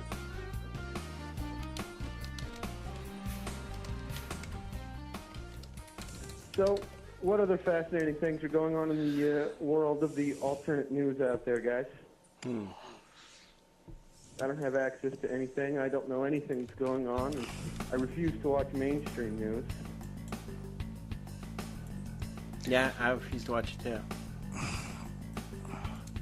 Here we go. Have a look at this one. I've been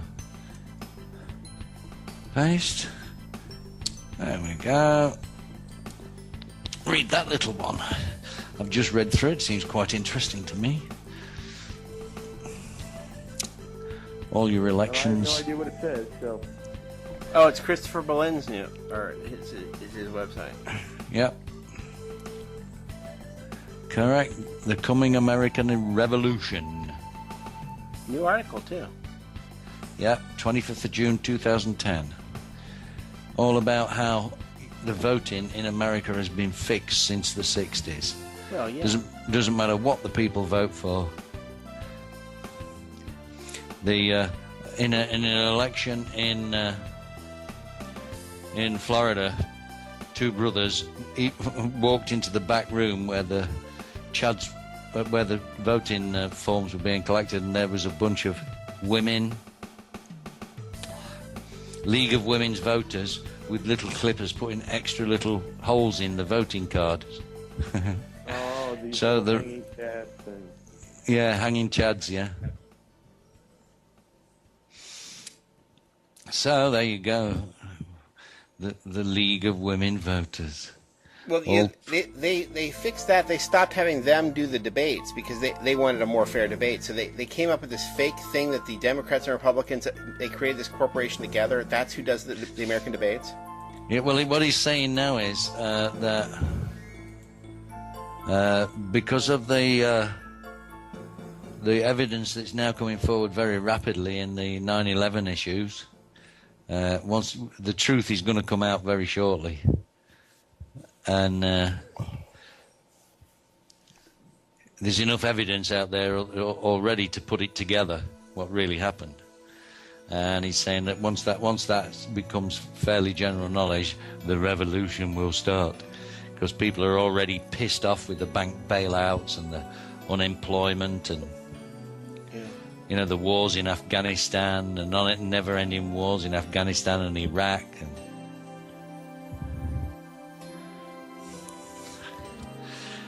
the Zionist control of the administration, all the Jews in there.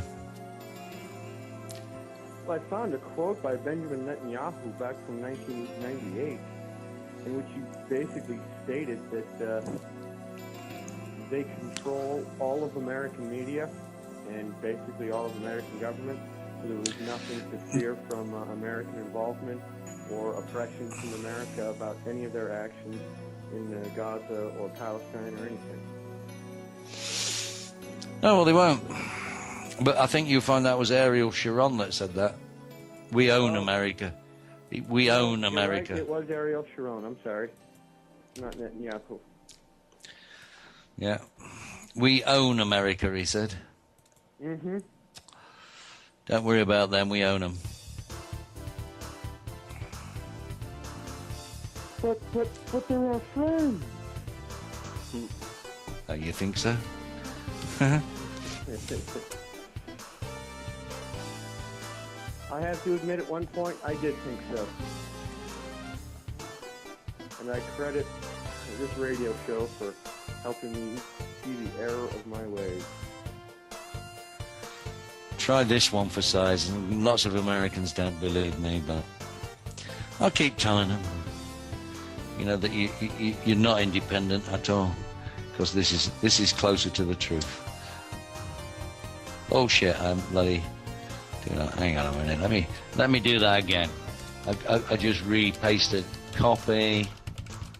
Here we go. Paste. That's better. The Atlantean Conspiracy. Better than the Agarthan one. That one's over, I guess. Think little gems like, for example, all 43 US presidents have carried the royal bloodlines into the office. Yeah. 34 have been genetic descendants of just one person, Charlemagne of France, just as Queen Elizabeth is a descendant, direct blood descendant, through George and all the rest of it. Don't a lot of them have ties to Edward 19 of them have direct descent from King Edward III of England.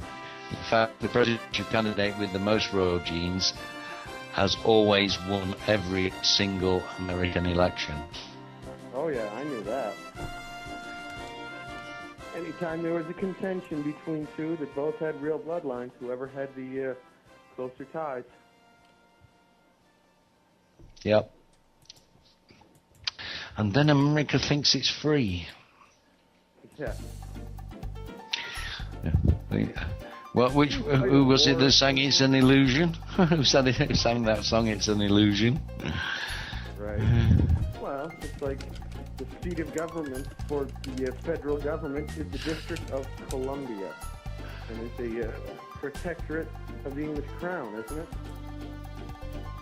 Not even considered to be America. Mm-hmm. It's separate. It's about as much a part of America as the Vatican is part of Italy.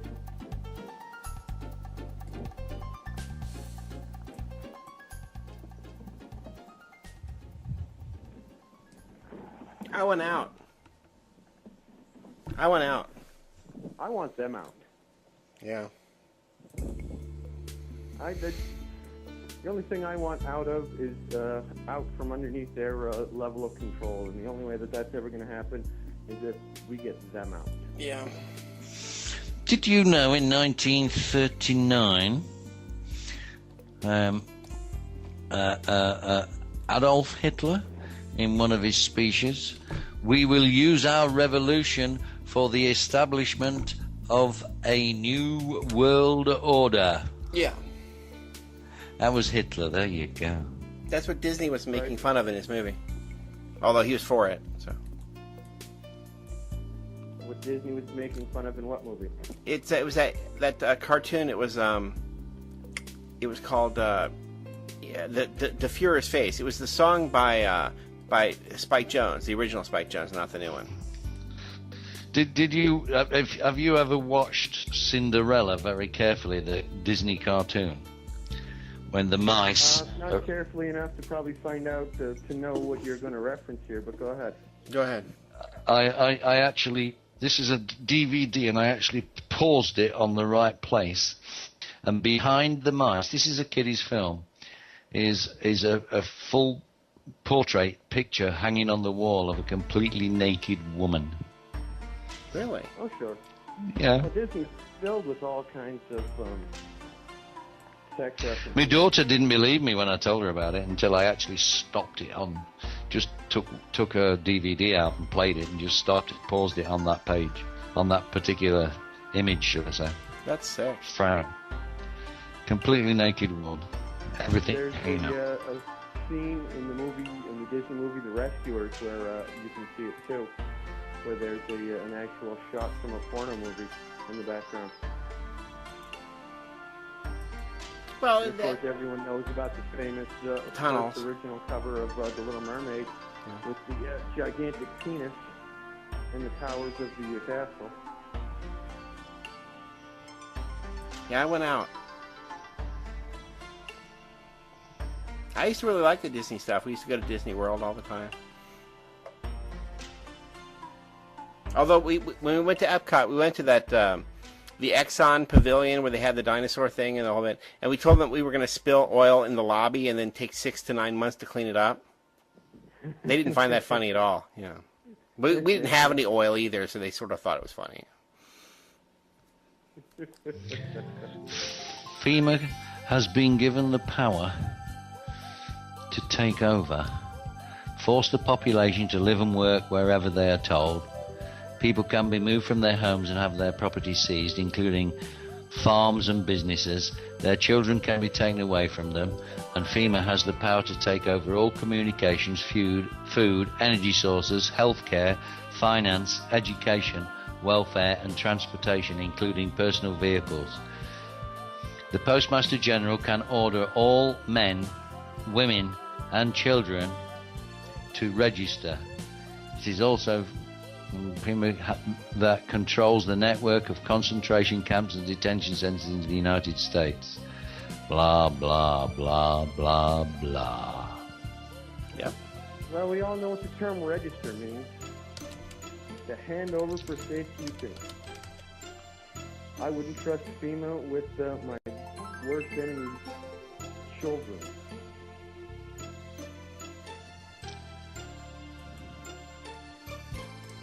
They've had that on the books, the ability for me to do that since the 1970s, though, haven't they? You should read that. All this information is in the Atlantean Conspiracy. Yeah, no, the whole World War II thing was a fight between the Atlanteans and the Agarthans. It's the same secret society stuff, but they both think that they're fighting each other, but it isn't. It's not really true. They're on the same side. It just seems to be a constant, consistent theme with these fuckers, isn't it? Yeah, it's the same thing. And then when it isn't them fighting each other, it's them having us fight for no good reason, just so they can profit from both sides. Oh, you mean like World War I? Every war there is, every time there's a fight, blacks versus whites, or whatever, it doesn't make any difference. It's a lie, no matter what it is. Sure. Fabricated altercations, yeah, lies and myths, and then we get fueled with filled with the myth that government is there to help you. Yeah. I'm from the government and I'm here to help. Mm-hmm.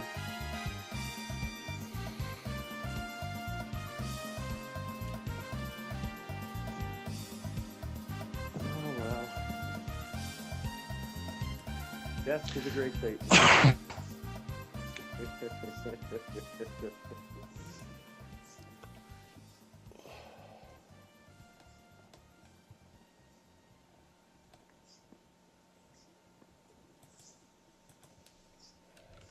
So what else is going on in the news in the world out there, gentlemen? I don't know. Oh, let's have a look. See what else we can frighten the public with, shall we? Yeah.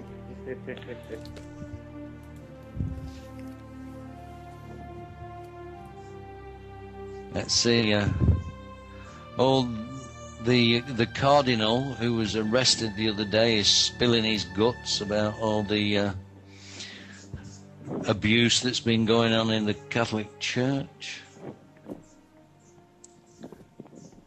Wells Fargo have been caught financing Mexican drug cartels.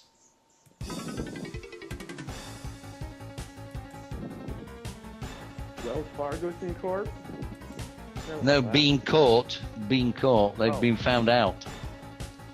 They've been found out. Yeah, they won't prosecute them, don't worry. Yeah, not a problem for them, is it? Yeah, nothing ever happens to them, don't worry. Them be punished now. Who will pay Wall Street or Main Street? The American banker. Yeah. I think that's even a question.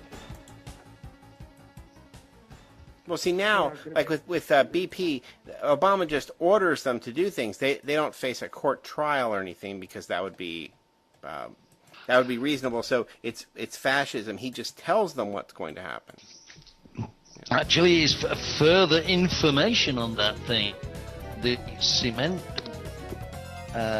bridge was deliberately, also it seems, sabotaged by Halliburton.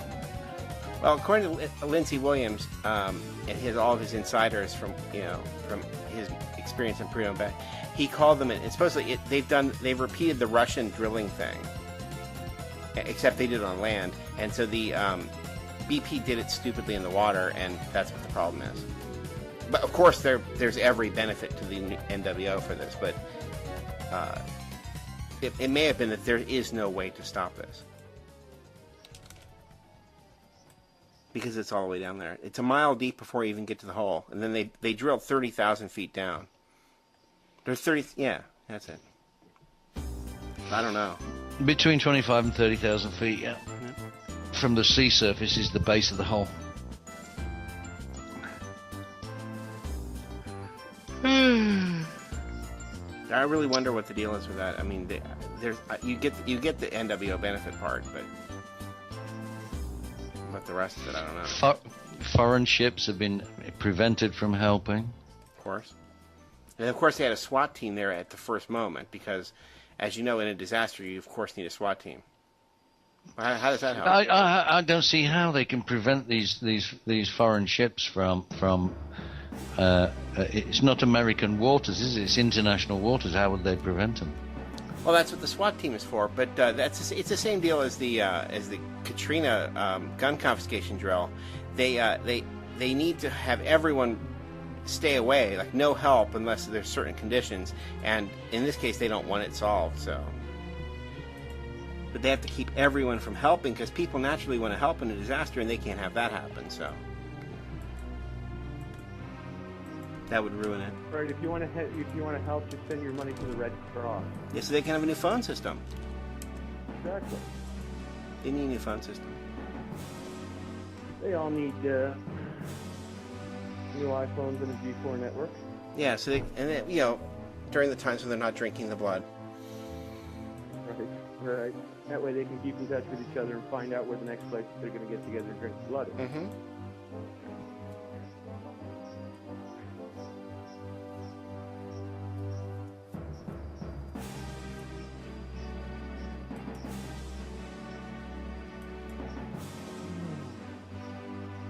Fun.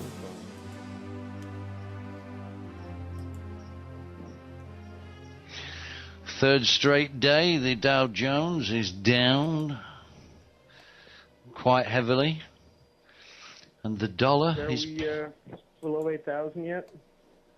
No, not yet. Not yet. Got a way to go yet. Oh, they'll get there. Are we below 10,000? But things are dropping and dropping and dropping, so things are going perfectly. Right. Yeah. They'll have another bubble or two so that you can lose everything else. In case you haven't lost it now. Well, it's all digits on a ledger anyway. No one's really losing anything except your sense of security.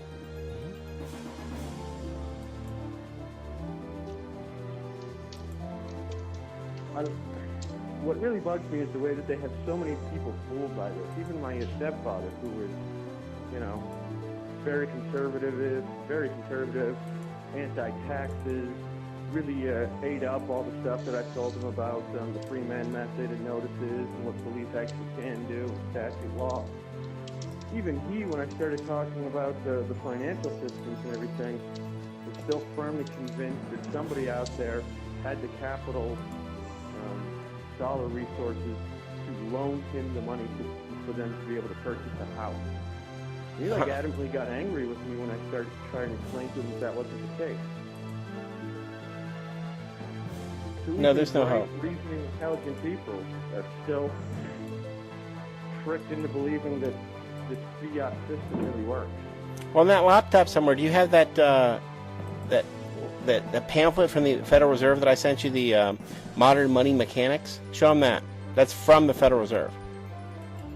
I'm not sure if I have that. I'll have to double check and look. That's first party evidence. Yeah, that's first party evidence. It's a PDF. The Chicago Federal Reserve Bank prints that. My Gmail account, that'd be fantastic, just in case I don't have it elsewhere. Okay.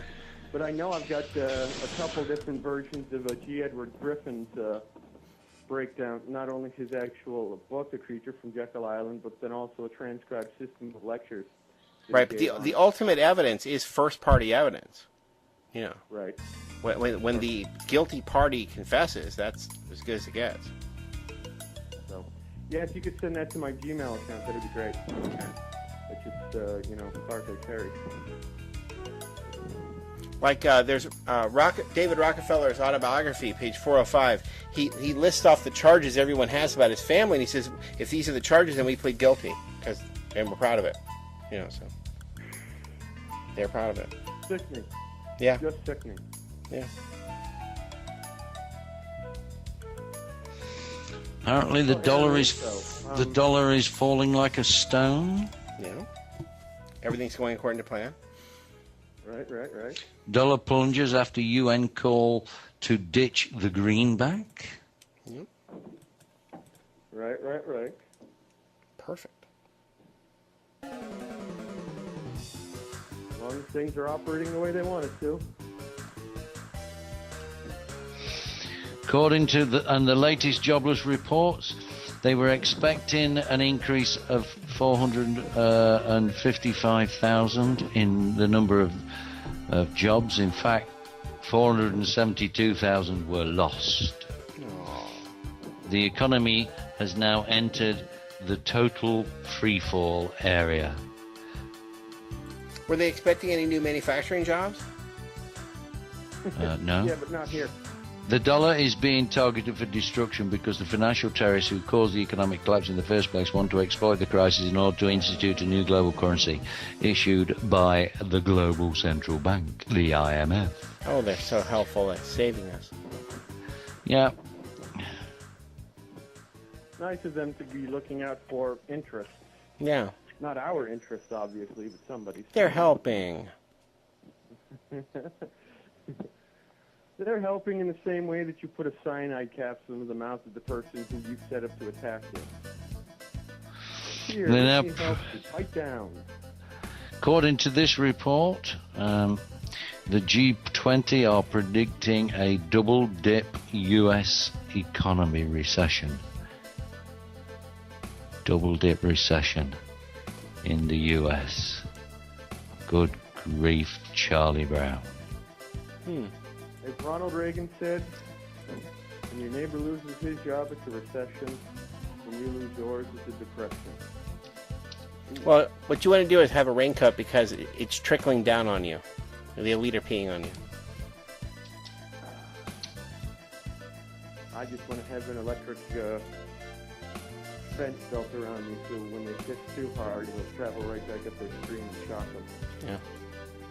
Let's trickle down economics. Yeah, we all saw how well that worked. It works great. Well, gentlemen, I've got to take off. I've got to go meet with my notary, get some things stamped and signed and mailed out so that I can stick it to the man, as it were. Yeah, you and that notary, we know what you're really doing. Is she a female? Yeah. Oh, yeah. Oh, yeah. Oh, yeah. A lot of dirty stuff and going on there. her husband is a really good friend of mine, too. So, Oh, that's terrible. I can't believe you're doing anyone, that. please, 'cause Don't tell anyone, because when the three of us get together, it's a dirty, nasty thing. That's even creepier. Just seeing if I could freak you out. You're creeping us out. All right, gentlemen, I'm going to let you go. I hope you all have a great day. I've been Don. I will not be with you tomorrow because I'll be in Jackson collecting and gathering more of my wonderful personal effects. Well, he won't be Don tomorrow. Playing the role of Don Perry will be Michael Hutchins. Oh, that'll work just fine. It'll be perfect. Yeah. Hopefully he can be as aggravating and as obnoxious as I am. Yeah, he'll work on That'll it. work. Okay. I We'll will see. talk to you gentlemen all later. Have a great weekend if I don't talk to you beforehand. Okay. See ya. Bye. Now we can talk about Don. He's gone to see his girlfriend. That's right, the notary. I knew that would happen. Him and that notary. I got to learn about this SIP business. This is something. I really think this could go somewhere. Although, I'm sure we'll be ripped off a million times before we figure it out. We didn't. We You got it right the first time? That's cool. yeah. We got the number. It was allocated, and in fact, we requested a number. forallofus.com. Mm-hmm. So that the actual number related to the I think it was 415 4. Yeah, that's the number 4. 1 is, if you look at the alphabet, is letter A. 5 is the is the letter L, whatever. I forget the number. Was it 41 something anyway? But it just missed on just one digit of the number. Missed the actual for all of us. Yeah. So there you go. That's the number we sipped. We sipped.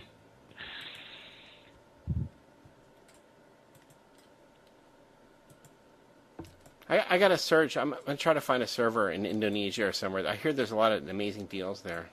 but it's hard to get Google to tell you about it. I mean, if you keep searching in America and whatever, you're going to get ripped off because, you know, they charge you for bandwidth really heavy and all that. I found Google Indonesia. It's google.co.id. Now you're in Google Indonesia. I bet you don't get any different search results.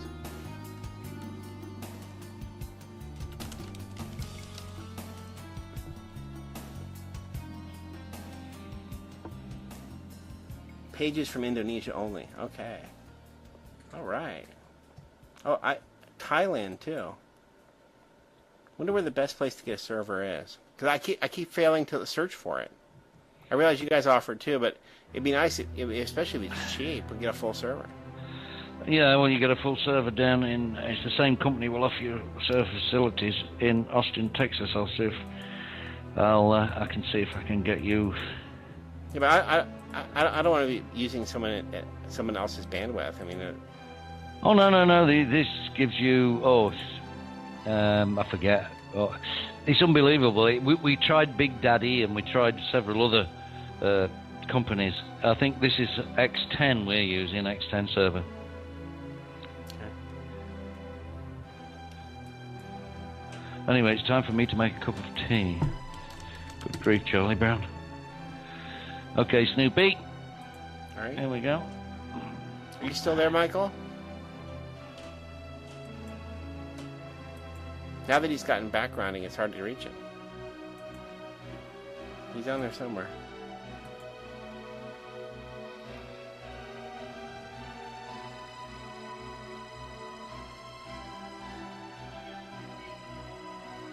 Alpha Mega Hosting. I'm gonna find us a server if it kills us.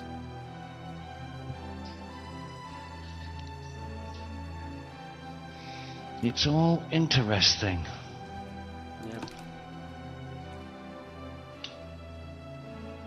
On the web with Rahmat Hidayat. That's when you go to Indonesia, you get commentary from them too.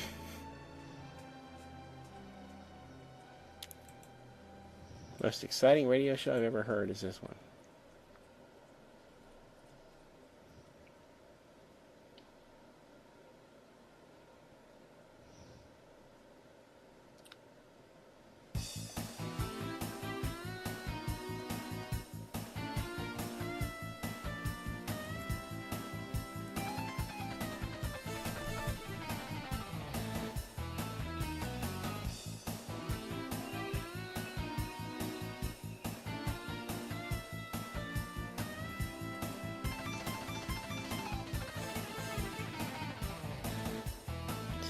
You get charged on bandwidth.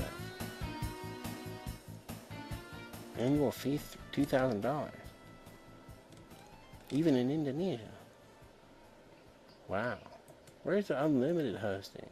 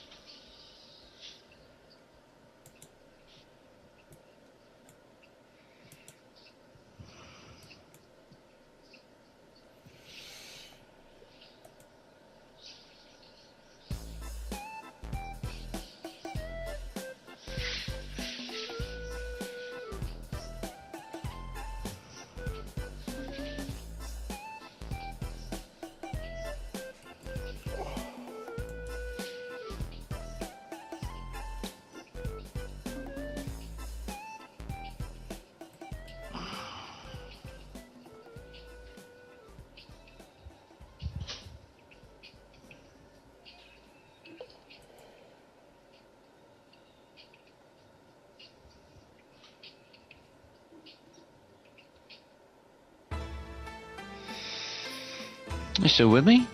Yeah.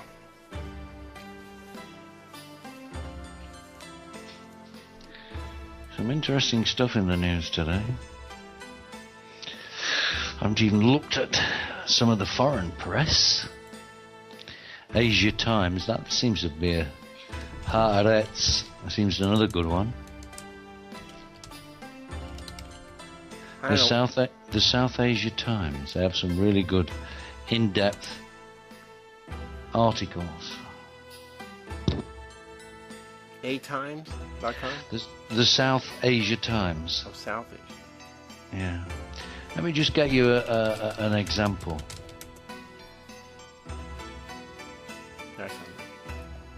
Oh, it's published from the United States, by the way. Yeah, yeah.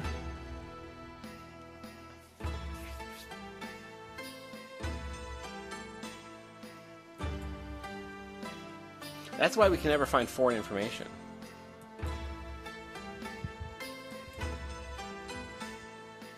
There you go. That's, you know, WW8. we have problems getting real, true foreign information because we find that things are actually hosted in the United States and not even in Europe, or not, you know. They're tricks again. I want to see what's on Haaretz today. So I've got that flag fox thing because it tells you where the site is actually located. If you think you've successfully found some foreign site, you have not. I think Haaretz is haaretz.com. Yeah. Oh, it was ATimes. ATimes.com.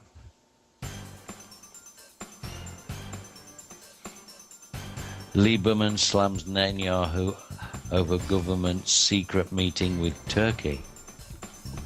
Iran has supplied Syria with radar systems to thwart surprise Israeli attack. Is Israel willing to pay heavy price to free Khaled Shalit, but not any price? Obama pressured Israel and Turkey to hold secret talks. It's hardly secret if everybody knows they've held talks, is it? Well, they won't tell you what they talked about. I think that's the key there. Oh, right. What they talked about. Hitler ringtone could land German in jail. I don't see why you'd want a Hitler ringtone. It's a mistake. Russia delivers armored vehicles to Palestinian Authority. Netanyahu to clarify stance on prisoner swap to Israeli public. Here we go. Chocolate and ketchup flow into Gaza, but still no cement. Yeah, and no medical equipment and supplies. No oxygen, no nothing. No? No. They've stolen that lot. The Israelis have kept it all for their own use. Well, I'm not surprised. They stole everybody, all the passengers' credit cards and started spending on them in Israel. Yeah. Where there's no extradition, no nothing. Well, I mean, the banks could close it down, but... They won't. Not in Israel, they won't. No. And guess who controls who? Now, apparently the Italian government has threatened them with seizure of Israeli assets in Italy. Because there was so much, hopeless wondering in America where the Madoff money went. I mean, we know where the Madoff money went. It was the same place he FedExed his jewelry to. Tel Aviv, Haifa. Surprise. Well, a U.S. general has just said that if this war between Israel and Iran takes place and Iran manages to hit Tel Aviv, it's over. Yeah, but how loud would the cheering be worldwide? I mean, you could probably hear it just outside your window. Yeah. Well, Tel Aviv. They wouldn't be able to suppress that,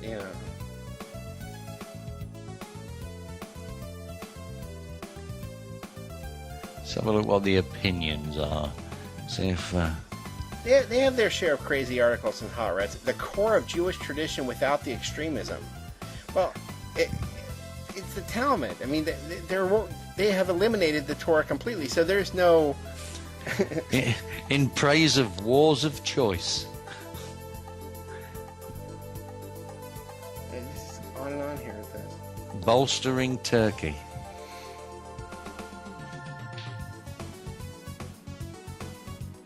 Bolstering Turkel. Turkel is the name of some guy there. That's the name of the article.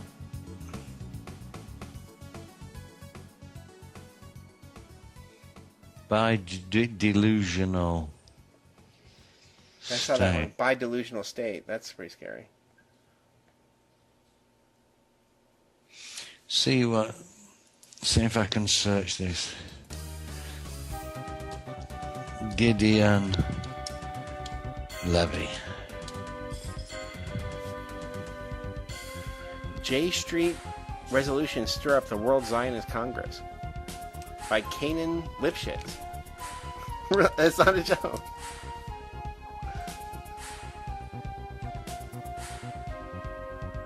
Wow, the 36th World Zionist Congress. Wow, how great. Our participation has helped focus the Congress's conversation over the future of the Zionist project and the necessity of the immediate achievement of a two-state solution, J Street official Hadir Suskind said. Wow. See, we need a two-state solution. We need Israel to be one state and America to be another one. Is Ben Eliza, or whatever you know, IDF. The IDF soldier who shot at Haaretz writer Gideon Levy. The Israeli Defense Forces soldier who opened fire yesterday morning on a taxi carrying, among others, Haaretz correspondent Gideon Levy and his photographer will be tried for his actions, the Defense Minister Benjamin Ben Eliezer vowed yesterday. So they're even shooting their own people. Of course they are. They love that. They're crazy.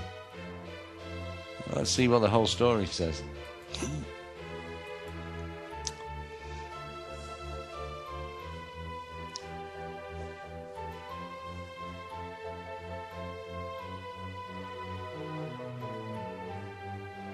This is some kind of newspaper here.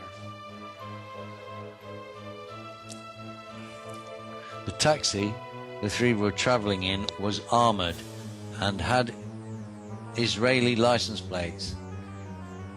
An armored taxi? Yeah. Was sitting in the front. Yeah, he was sitting in the front alongside the driver, Menno Lehrman. The visit to Tulkarm had been coordinated in advance with the RDF.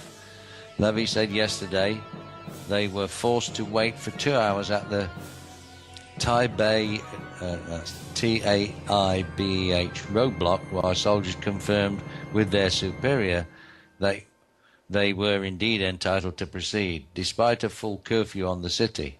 When they were finally allowed to enter Tehran, they travelled freely across the deserted city until they encountered an armoured personnel carrier at one of the main crossroads in the city. One pleasant officer got out of the APC, but it turned out he didn't know we had permission to be there. So I asked the four to drive to the RDF District Coordination Office in the west of the town to confirm they were allowed to be inside Tulkarm. Levy said their taxi drove very slowly toward the DCO until they were 150 metres from the office. To their shock, a soldier stationed in the lookout post with a good view of the taxi's progress down the road suddenly and without prior warning opened fire on them. One bullet went over the top of the vehicle, said Levy. The next second, a hail of bullets shattered the windscreen. Levy believes the soldier was shooting to kill because he shot at the centre of the front windscreen right at our heads. Oh no. Preliminary investigations into The Standing Army Paratroop Battalion, whose soldier opened fire on the taxi, have revealed the main failing that allowed the incident to occur was the lack of coordination between various IDF positions. That's bollocks. They have things, you know, we do have things like radios, you know, and telephones and mobile phones, and how many different ways do you want to be able to communicate with each other? The debriefing identified 2 malfunctions. The operational sergeant did not inform the company commander and the divisional positions about the taxi's movements. The platoon commander in the APC instructed the taxi to drive north to the DCO. The taxi drove directly towards a lookout point, whose soldier had been briefed about the possibility of drive-by shooting attacks on the position. Lots of shit. They make it up as they go along. Yeah. Absolutely. There's one thing you can be sure. The Jews are liars. Well, if it's coming out of their mouths. Yeah, well, if the lips are moving, they must be lying. There's always a trick to it. Even if they plead guilty, there's some trick to it. You know? There's some falseness to it. If they haven't pled guilty, there's a trick. Oh, well. There we go again. Let's have a look at something else. See what Auntie BBC is saying. This would be Al Jazeera English. Petraeus urges unity in Afghan war. New US commander says forces will remain committed to minimizing civilian deaths. Oh, yeah, right. You mean you start committing yourselves to minimizing deaths, or maybe you just carry on as normal? June, the deadliest month for foreign troops in Afghanistan. That's the worst with the double speak, you know. Well, I mean, yeah, the butcher of Baghdad is on his way. I mean, there's a lot of people in this movement who always speak in this kind of a way, and every word is, well, it's not the CIA, it's a CI lie or something, or the FB lie or something. I mean, every word is a double code. I mean, because you're trying to play the same game they are. I mean, it's just the whole thing has to end. It's ridiculousness.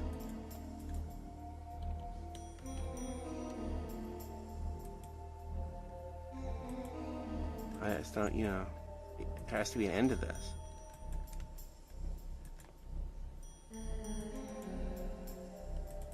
Shin Bet spy granted asylum in US. Israel and Turkey in secret talks. Al Jazeera expands UK viewer access. BBC. Yeah, I don't understand how they can keep calling it Al Jazeera. I mean, it's so stupid. I mean, I guess that story will just go away. That the BBC bought it, and they'll just forget and think it's Al Jazeera again. It's so not.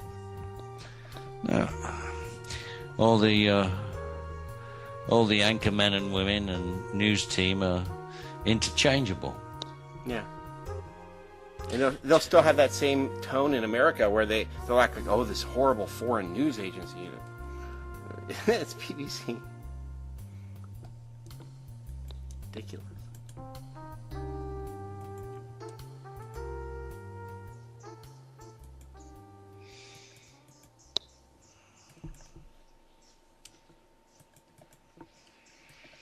That was really heavy during the 9/11 coverage. There was this heavy, you know, this Al Jazeera, you know, and they've been doing it for a while. Even the first Gulf War. Egypt covers up Red Sea oil spill. Well, if it's red and it's bleeding red like this, like the Gulf one, I mean, it's pretty easy to cover up. Red Sea. I don't think the sea is really red there. I don't know.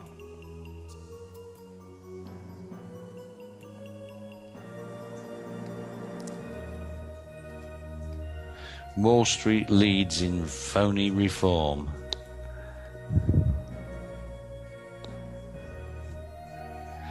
Well, they're the leaders of it. They know how to lie to you and say that your whole investment's gone. They know how to, you know, short sell and all that. It helps to be psychic when you're short selling, or to have created the problem in the first place.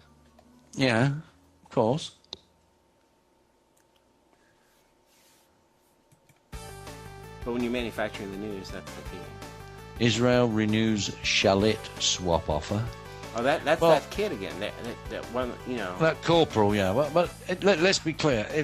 If they release the 9,000 children, Palestinian children, that's kids 15 and under, they're holding, then maybe we could consider this baby killing IDF twat. Yeah. Can be released. Well, I think they've successfully killed all the Orthodox Christian Palestinians who didn't leave, so now it's just down to the Muslim ones. There's no problem killing Orthodox Christians, whether it's in Russia or wherever. You know, we don't count. They love to call them godless communists who Stalin killed, you know, but it wasn't true. It was the Jews exterminating Orthodox Christians. That was the key. Hurricane hampers oil slick containment.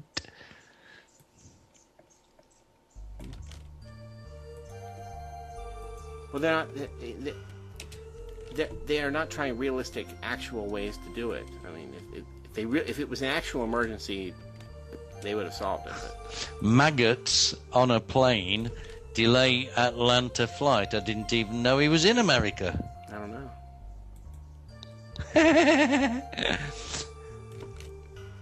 He loves stories like that, where his name is mentioned.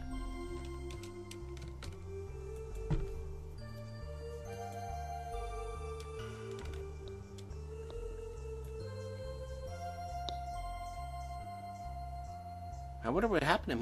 He's been AWOL 2 days in a row now. I hope he realizes he can't get in trouble, so it doesn't really matter.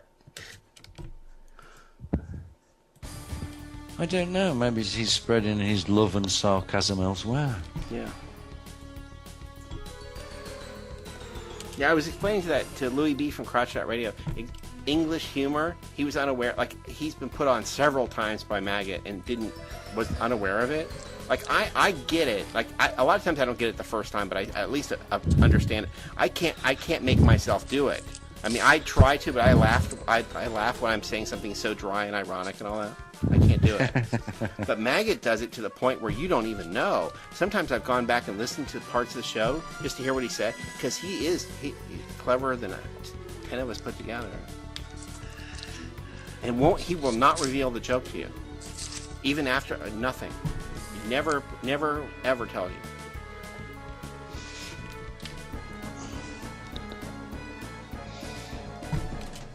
Do you know, I've not even looked at Maggot's profile. Never. I have to look at his profile. Where is he? Go to his MySpace page. It's at tinyurl.com/mymaggot. tinyurl.com/mymaggot. Mm-hmm. He's got a Facebook page too. I'll try that. Let me go there. That tinyurl is really a great little service.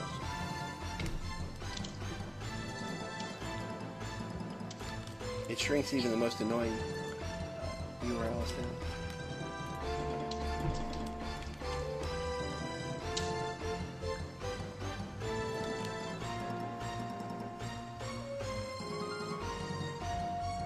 John H.M. Warrington, His Majesty. He believes he's the King of England. He's sort of the alternate, I guess. That's Sir King John Henry McMills. Yeah, both he and Don developed. They developed an additional name when they heard I had Constantine and all that. They went and dug. They both have 4 names, so they could be longer than mine. He sounds much younger than 35. Yeah.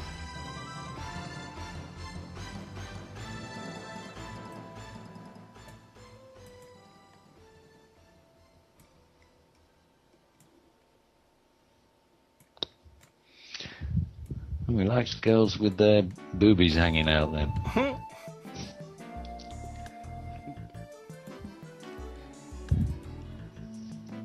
But only anime girls. Not the real thing with spots and pimples and zits all over the place. Oh, he's way into this anime business. It's a whole thing. I don't get it. And he often is playing some of these games while he's talking on the show. Now, I think he's joking about some of this. Sometimes he has the most complicated Japanese links. He reads the comic books, he watches the little anime movies. He knows them down to the last detail. Prince Royal Elite 50, Stylers Deep Children at 90, FM Albany, New York. This guy has got to be crazy. And I thought I was crazy. Who, Maggot? Yeah. Oh, he's way out there, but you can't count him out because the minute you do, he's dead on again. So you can't win. Half of it's a put on, half it's not a put on. And he's done the same research that I've done. I mean, it's amazing that but he has a different opinion about it than I do. He likes to. Oh, this guy, he is sick. He is sad. Yeah. He's got this. Hi there, yummy. Well, you know why the Sunday Show is called the Sunday Show? It's the SS.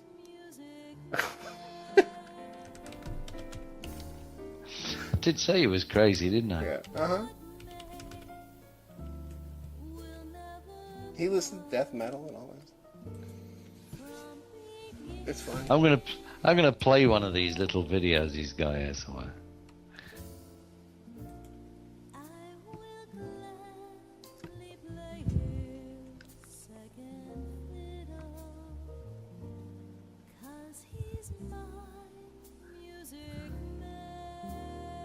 Here we go, let's have a look. See what he's done with this.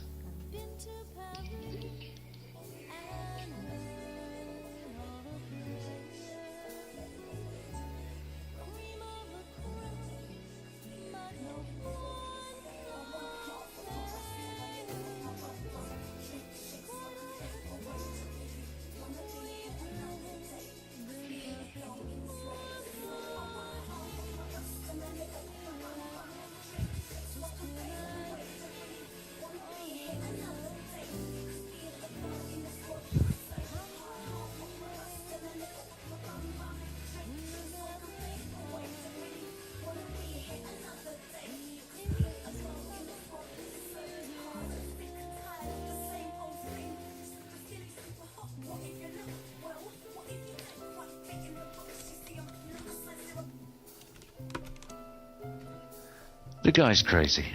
Oh, you can't win. That's why I don't even. There's no winning at all. I'm completely convinced. Yeah. Completely convinced. No, that's why he's. Plus, he gets results with Windows and stuff.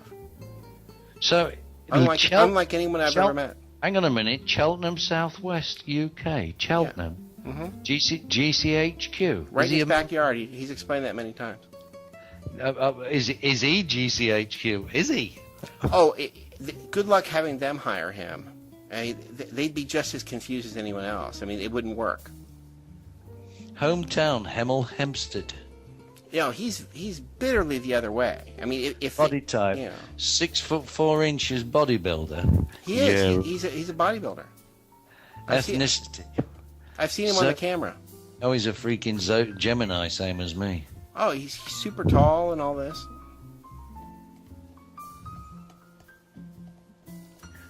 And has he got an actual photograph of himself on this thing? Yeah. Uh-huh. Eh? If it doesn't appear, I'll send you a couple. No, it's not worth it. Mindless self-indulgence. Is that him there? In mindless self-indulgence with a guitar. Yeah, let me see his pictures. Oh, I think I went to the wrong page. Where's his pictures? Yeah, I think that is it.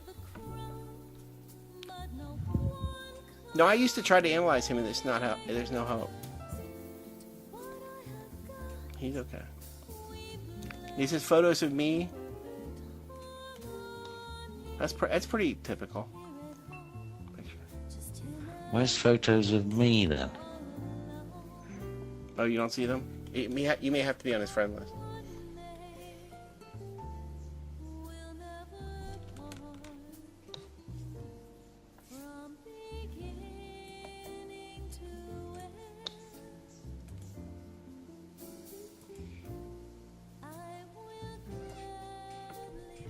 No, he's just one of the most interesting people I've met on the internet. I just, there's no analyzing.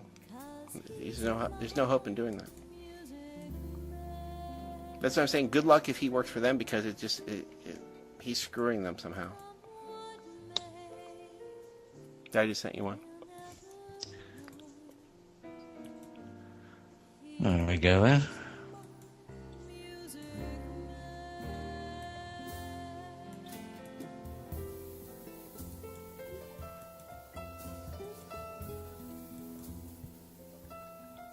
No, I don't think there's any hope he's working for them. No way. There's too much evidence the other way. And you know when they're trying to infiltrate us, they have a revulsion factor because they hate us so much. They won't go certain places. Yeah.